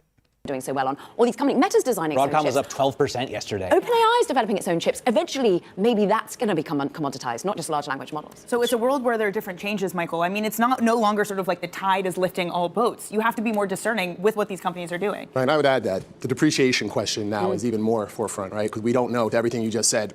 I do this, I watch this, and my head is blowing. Like, it's just so much to keep track of. And as an investor, if somebody's trying to look at a balance sheet, whether it's a hyperscaler or whether it's the provider of these chips, looking at the backlogs, looking at the inventory builds, how much is this all going to be worth? If there's all these new options of energy efficiency versus training inference kind of duration, how long something stays practical and efficient. Well, this is why Zuck is supposedly thinking about renting them, right? When I look at a new EV out there in the car world, that's where my mind goes. I think, why don't I lease it instead of buy it? Because there's going to be something better in 2 years anyway, and who knows about the battery. I want to ask, though, more about Danny's question, which is that you have less sector correlation if two people in the same sector are at odds, right? So, well, funny enough, tech's still been under pressure. So looking at what I like to look at the option markets and seeing where sort of bullish skew / bearish skew is, people are still very negative on tech. People obviously rotated into more value-focused sectors like healthcare, like defensives. And that makes sense in a lot of ways because the valuation thing over the last 3 weeks has been what spurred this. But to your point, that like internal battle of is this good for the overall AI CapEx story is still being fought out, and we're not seeing it with people trying to regain exposure to it. Google calls are expensive, the ball's a little bit high, but it's not necessarily being reached for like we've seen in NVIDIA in the past. And can I ask whether this whole short OpenAI suppliers, long Alphabet suppliers is still working? Because yesterday Oracle pushed higher, but today Oracle's back trading in negative territory before the market opens. Is that long in the tooth, or are we still thinking about that trade? You know, that's a great question. I don't understand, quite frankly, if everyone's sort of in this together in a lot of ways, why there's been such differentiate to this scale. Now, I get the weaker links are being picked off, but we're looking at CoreWeave and Oracle's down almost 50-40% in their equities, and then obviously we know what's going on with their CDSs. So it looks like we've had that emotional pulse come through the markets, as we often do, and now valuations are sort of reset in a lot of ways, and it's suddenly like going to be a point where people might try to pick bottoms. Now, I'm not calling for that, but I guess to your point, it can't all just go back into Google now. Like, it's got to have this ecosystem of going on. Apple's next, like, is that the, yes. So at the moment it's yes. NVIDIA, Apple's at what, 4.2 trillion, there or thereabouts? I think the Apple questions are incredibly fascinating.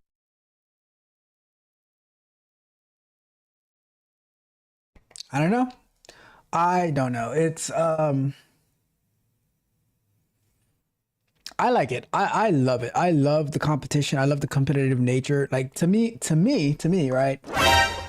These are my sports. Seeing these tech companies battle it out on GPUs, TPUs, CPUs, all of that, on AI models, which AI model is ranked higher, which one is more accurate, which one is faster, how much energy is one using versus the other, all of those specs, and how can you drive the cost down? How can you gain more employees? More customers.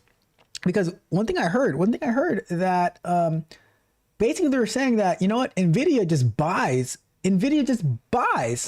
its clients. You know what, we want you as a client, we're going to invest in you. And it's like, well, you're going to give us $100 million to work with you? And it's like, you're just paying them back. Because in my mind, here's how an OpenAI investment into a company would work, right? So OpenAI says, we're going to invest into, NVIDIA says, we're going to invest into OpenAI, for example. We're going to invest in $100 million. So with that $100 million investment, all the work that money that they are investing into OpenAI for all the development, all the work, all the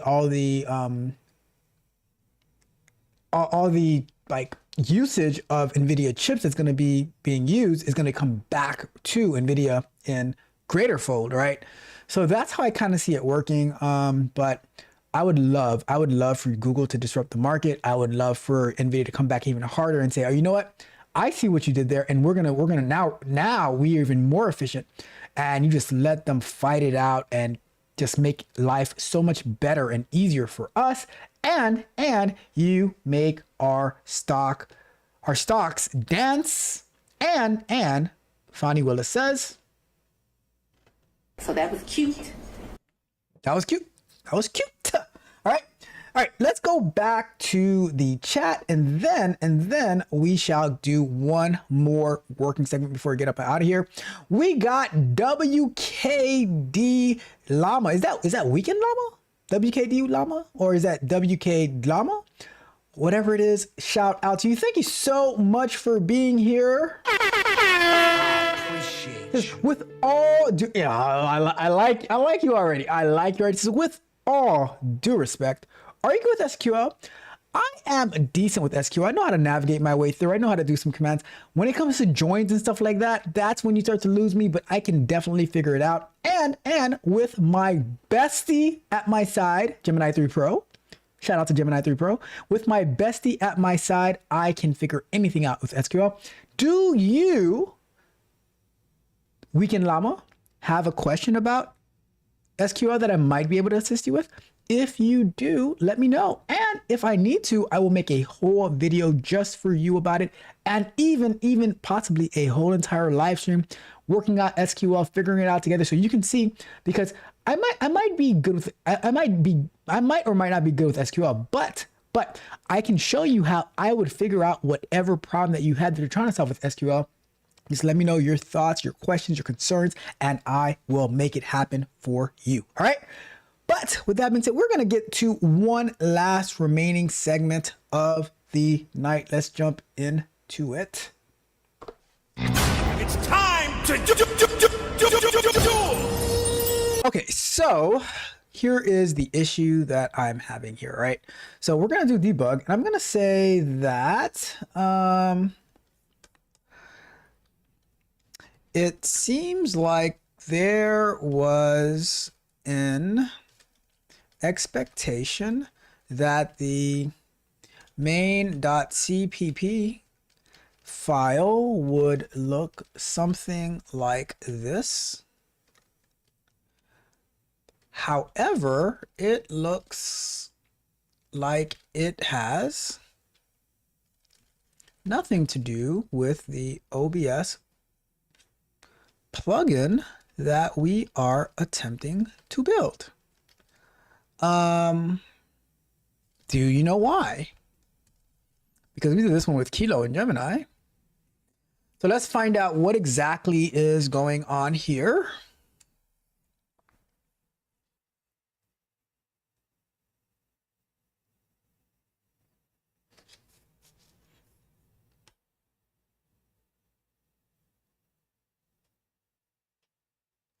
Because I don't know, I feel like something had to be missing there.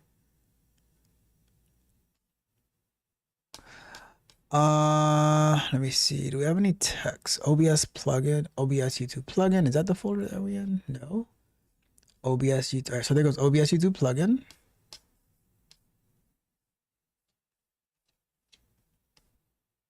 But there's not a main.cpp file in the OBS YouTube plugin folder. Expand this a little bit.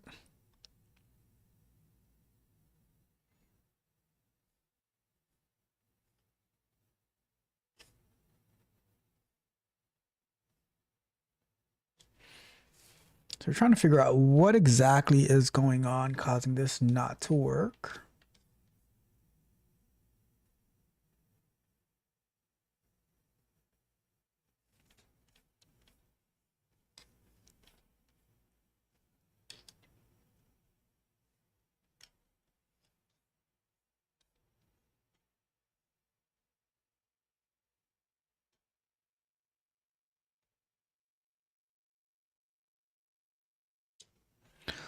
All right.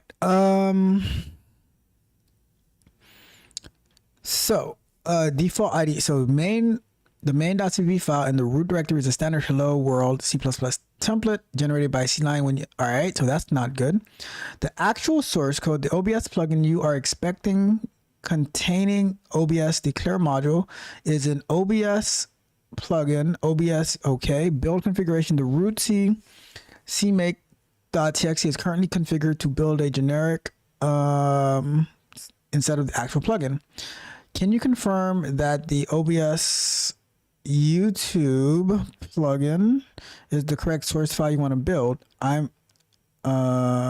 Okay, let's go and find that one. That one looks correct. And that has the OBS declare module that they were looking for. Says this file doesn't belong to any target project. Replace main. All right, so if confirmed, how would you like to proceed? Make update C plus make file to build. All right, so let's see the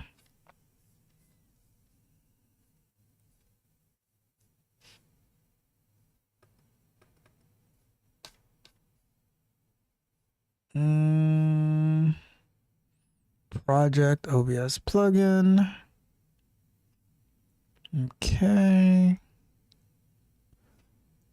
So add library module main.cpp. Replace main CPP with content of OBS plugin. Delete main CPP and move OBS to the root. Ooh, let me see. Update C to build OBS. Maybe that's the one. Maybe we'll try this one then. Update C to build OBS plug. Let's try this one.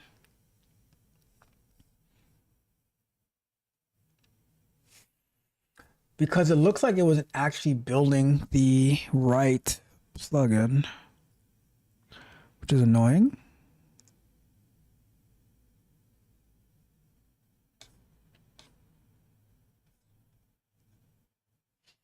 Now I gotta find how to build this thing again. I'll look that up.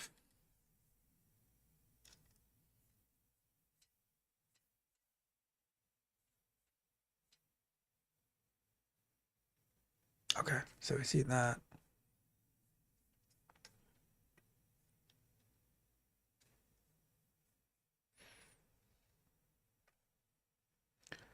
All right, let's see.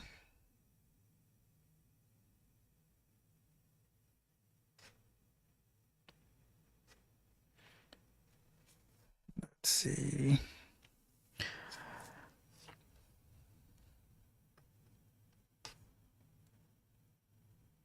Kilo Code wants to view the top level files.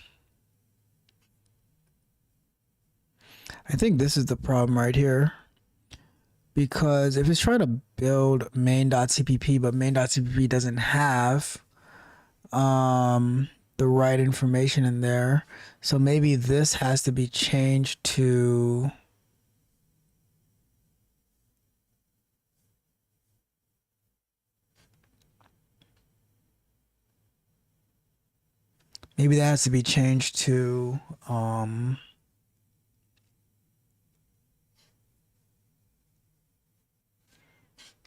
to use this OBS YouTube plugin.h file, or no, this OBS YouTube plugin.cpp file.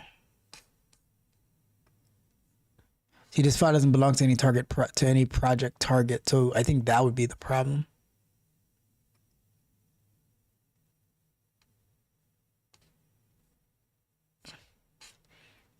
So like the code exists, but okay.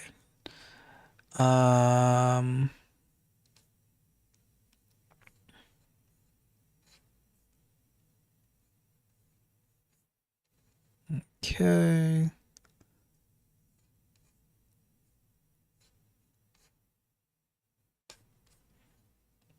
And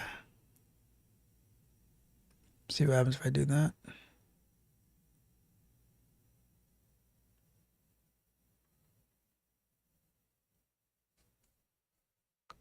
Let me try that. I don't think it's gonna work. I think we tried that last time, it didn't work. Might just do it manually myself again.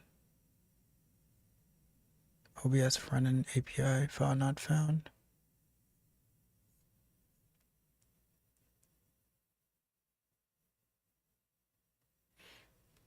Okay. Run that again. What path are you trying to do this at?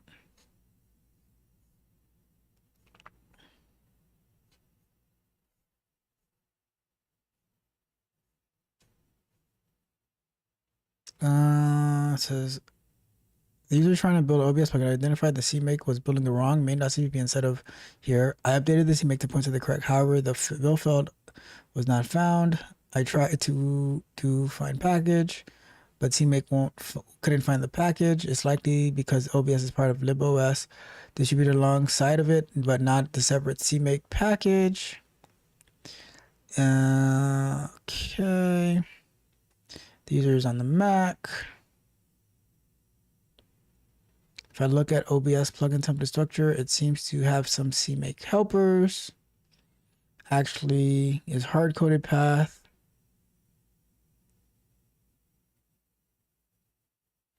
However,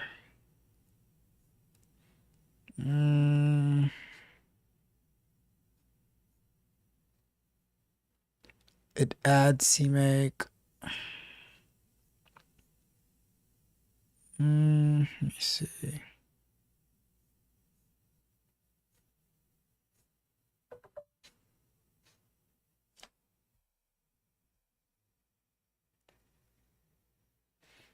Let's see here. Let's go all the way down to the bottom.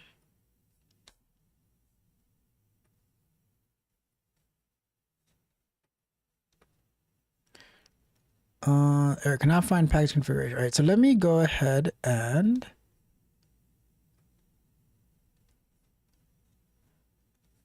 let me just reject that because we were able to do it on our own last time. And I don't want Kilo to go on a treasure hunt.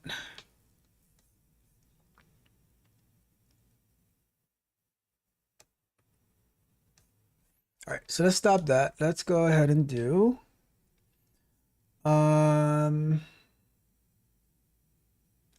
let's remove the build rm-rf build, and we are going to do cmake-s.-b build-dc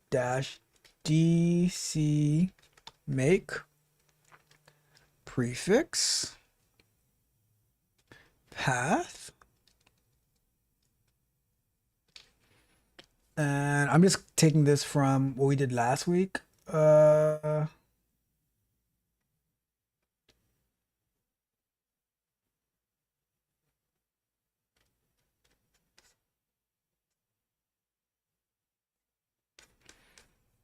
we're gonna do quote.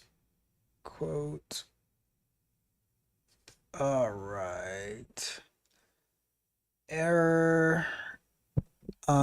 By not providing find CMake module path, this project has asked CMake to find the package configuration provided by SIMD, but CMake did not find one. Could not find a package configuration file provided by SIMDE. How did we get it to build last time then?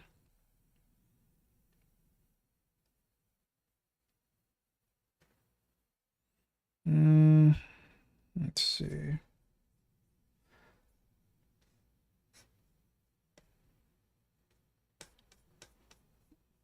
Let me go to a terminal, another one, and we are going to do cd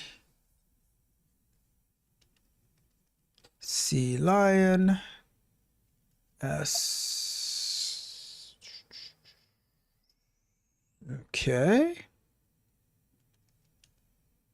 Okay, so we should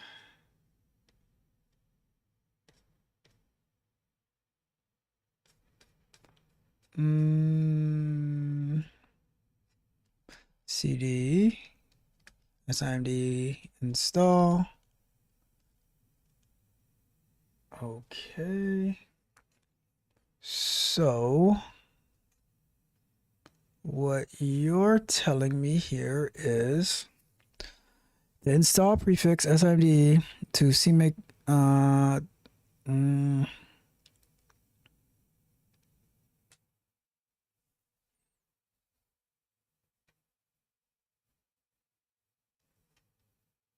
All right, so we are going to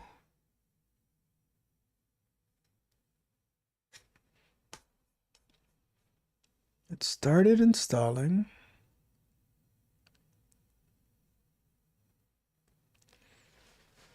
And all right, I'm gonna copy this. And I'm gonna take that into Gemini.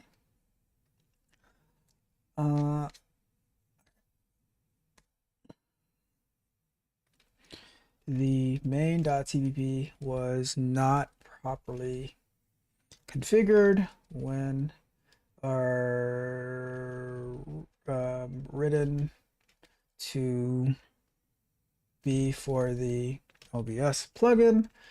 The plugin CPP file was in a different location. When attempting to build the plugin again, I got this error now. How can I fix it? Let's go here, do that. I'm telling you, like, it's so many different moving pieces, because like, okay, it got it to build, but it built it the wrong way. Now we try to build it again, and now the whole SIMDE issue is happening again. It is a total nightmare. But that's how the game goes, though. That is how the game goes. This is what we live for. This is what we live for. This is my competition right here. Competing with myself and competing with this code. The error is happening because the subtle shell versus CMake conflict. The diagnosis, you put quotes around the Mac. Doesn't oh. All right, I gotcha. So let's try that again.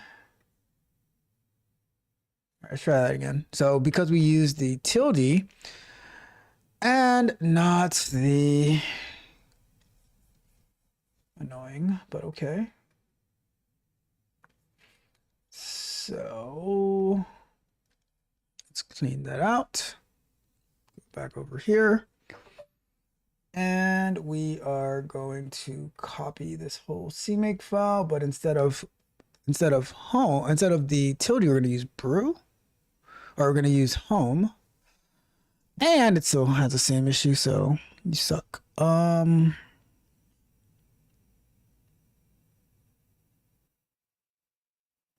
not providing CMake error at CMake. All right, CMake text file 7. So let's go to CMake text file line 7.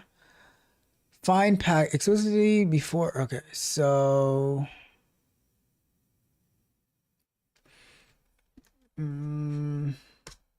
wait. So there is more over here. So it says backup plan robust CMake list. You mentioned you have to rewrite your main.tpp. Likely reset your CMake.txt file. You probably lost the manual code fix we added earlier. Here's the complete file again. Copy and paste this to overwrite your current. Ooh. Okay. I think I see the issue that we're having. We have a conflict in what. Okay, I see the issue. Right. So go to. So here's the issue, right? When we copied and pasted the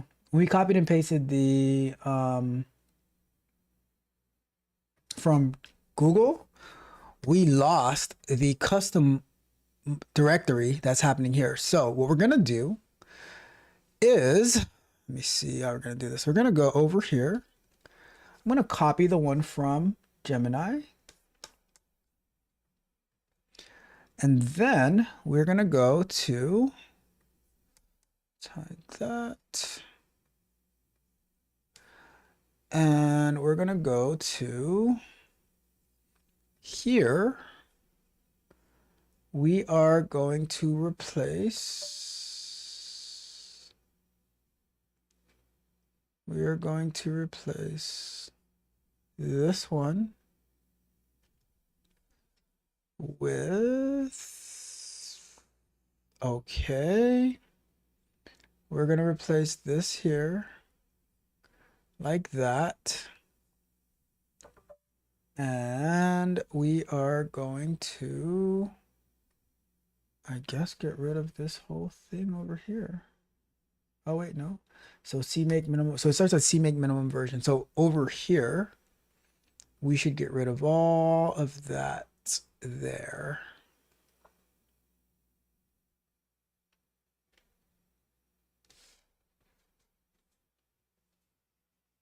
So now if we try to build it again and see what happens. No, and then it go through it all. Let's go to clear the build folder. And we're still failing there. Don't know why. Line 78, find packet. Right, so what's line 78? Oh, let's see. By providing find CMake, this project has asked CMake to find, but CMake did not find one. But I thought I was specifying where to get it from, though.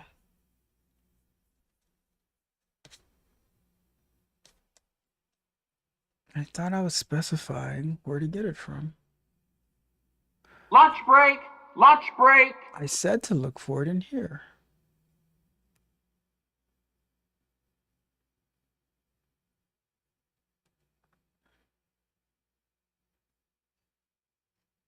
Let me see. So we did all that.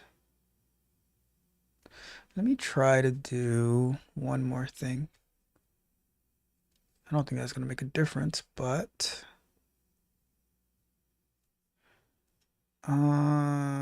could not find the package configuration provided by SIMD. So if I go to ls cd include ls cd SIMD ls ls cd cd lib ls cd pkg config ls. Add the installation prefix SIMD to CMake prefix path, or set SIMD dir as a directory containing one of the above files. If SIMD provides a separate development package or SDK, be sure it has been installed.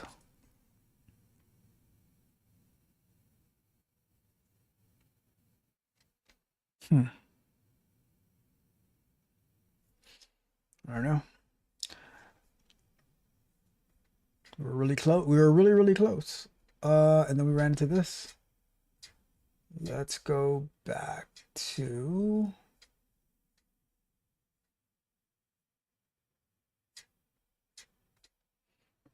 over here.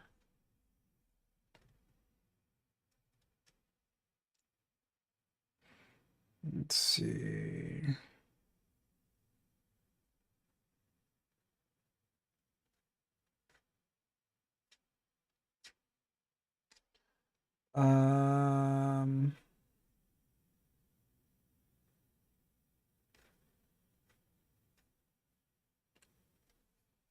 Let's see. So when was this? When did we do this one?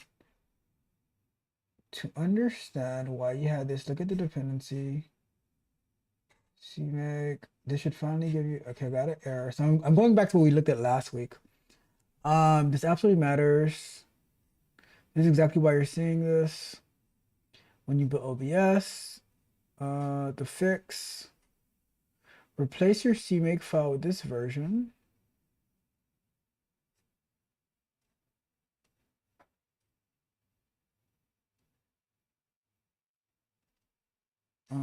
So I have an idea.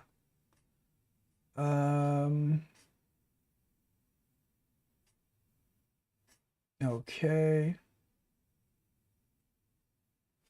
Okay. Updated CMake. So if I take the one from last week and then I get rid of, I just change wherever has that main.cpp part. I change this right here. Then that should be, all right, so check your path.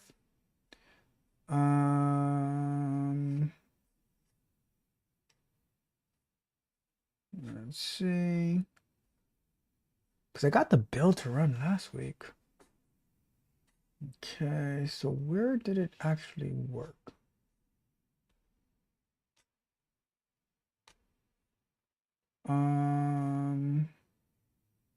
Okay, so this, all right, so this one worked for us. So if we were to copy this one and we go back over here,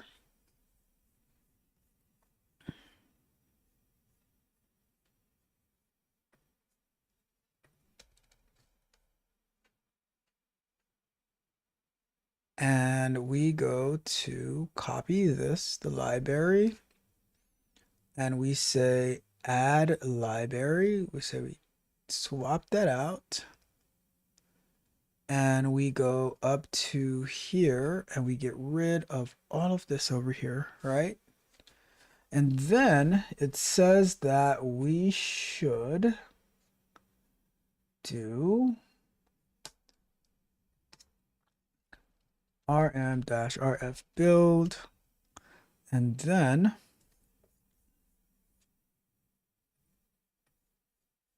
copy this path over here,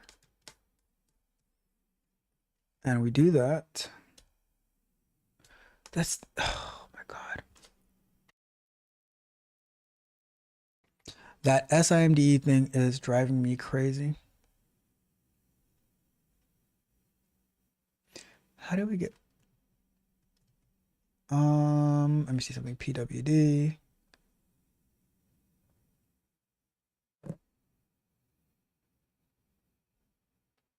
Do we have to CD?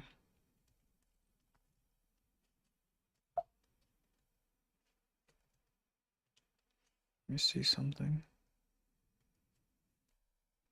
Oh, so inside of this folder, it got further, but is it because of, let me see something. So inside this folder, cmake.list, OBS,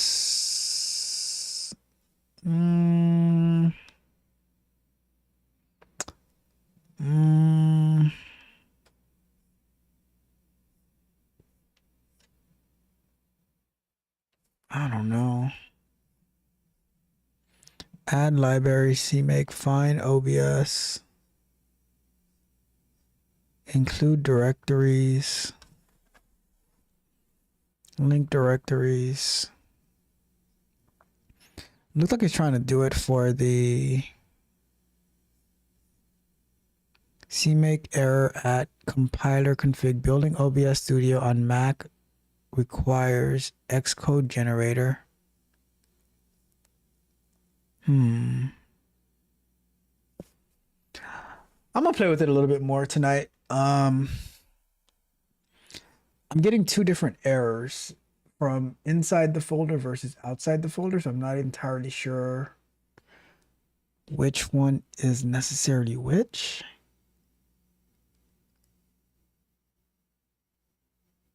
I'm gonna play with it. I'll find out. But I'm gonna wrap it up with that tonight. I think we are at a good stopping point. I was really hoping that we could have got this installed, but we found out that we have a little bit more work to do, a little bit more. We have some issues, but we're getting closer. I just want to be able to see it installed. So I think I'm gonna spend a little bit more time playing around with it tonight and see what we can do. And then we shall go from there. But that's it. That's all I got for you guys for tonight. Let me check the chat one last time before we get up out of here, and then I will wrap us up. Let me see.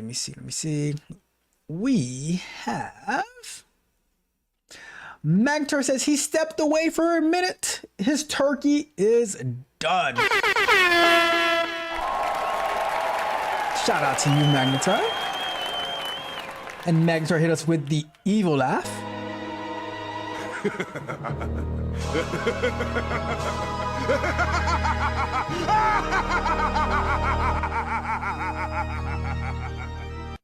All right.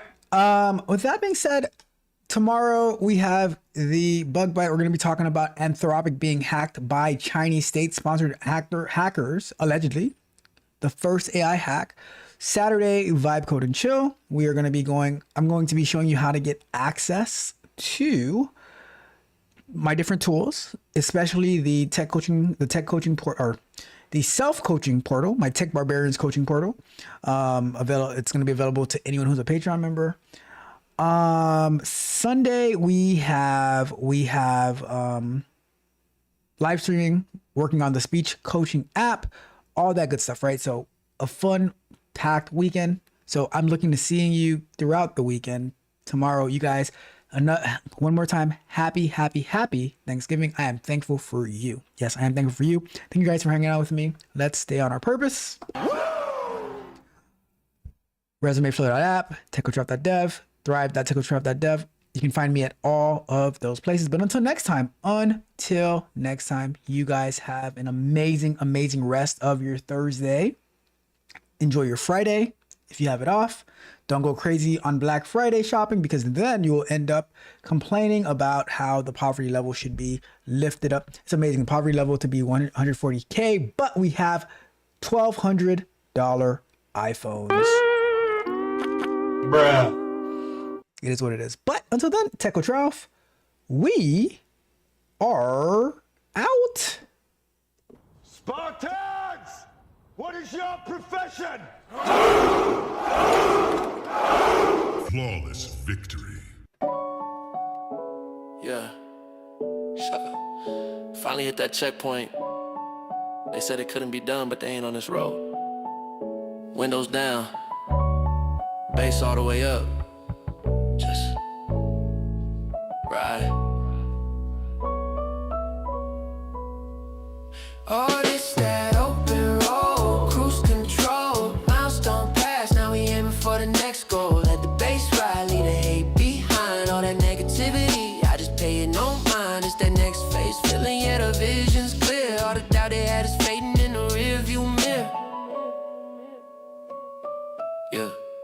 They don't know the hours that I had to put in, all the door they shut that I had to kick in, all the nights I missed, all the sleep I lost. They just see the shine, they don't know the cost. Remember nights I was praying for a breakthrough, staring at the ceiling, wondering what I'm gon' do. Man, the burnout's real, that'll push right through it. Had a vision in my head, I just had to stick to it. All the talk was cheap, man, that noise was loud. Had to block them out, separate from the crowd. They was throwing dirt, trying to cloud the name, while I was in the lab, building out the frame. Every line of code, every hour on the stream was a brick I laid for the whole damn dream. This ain't happened overnight, this was slow cooked. Every L I took was a lesson in the textbook. Now I'm on the highway, cruise set at 80, feeling like the man, yeah, I'm feeling like maybe I was built for this, maybe it's my time. This milestone's a checkpoint, not the finish line. The bass from the 808 shaking the whip. Took a deep breath, man, I'm enjoying the trip. This is just a preview of the movie, not the end. Time to hit the gas and do it all again. Oh, this that open road, cruise control, milestone pass, now we aiming for the next goal. Let the bass ride, leave the hate behind, all that negativity, I just pay it no mind. It's that next phase feeling, yeah, the vision's clear. All the doubt they had is fading in the rear view mirror. So I'm rolling solo, just me and my thoughts, plotting on the next move, connecting the dots. This milestone is sweet, yeah, I'ma let it soak in, but the blueprint for the next one is already spoken into existence, man, the vision's panoramic. They was sleeping on a kid, now they in a panic, trying trying to jump on board, trying to ride the wave. The same ones who doubted, the same ones who caved. I just tip the hat, I don't hold a grudge. From where I'm sitting, man, I'm way too far above all the petty drama, all that he said, she said. I'm just focused on the profit, focused on the bread. Optimistic for the future, cause I built the past. Got the foundation solid, know this thing will last. This that tech coach vision, this that pioneer flow. Planted all the seeds, now I'm about to watch it grow to a whole new level, to a different height. I ain't even worried, man, the future's looking bright. It's that round midnight vibe, feeling so alive. Some folks just survive, man, I'm learning how to thrive. So I let the beat rock, fast and heavy bass, while my mind is slow, steady winning the race. Got the plan laid out for the next 5 years. Cheers to the hustle, man, and cheers to the tear. Oh, this that open road, cruise control, milestone pass, now we aiming for the next goal. Let the bass ride, lead the hate behind all that negativity. I just pay it no mind, it's the next phase. Feeling, yeah, the vision's clear. All the doubt they had is fading in the rearview mirror. And I won't let them break me. No matter what they send my way, this highway's open. And I'm focused, yeah, I'm on my way, I'm on my way. I'm on my way. Yeah, just like that. The beat ride. That negativity can't even catch up, man. We on a different frequency. Phase 1, complete. Phase 2, loading.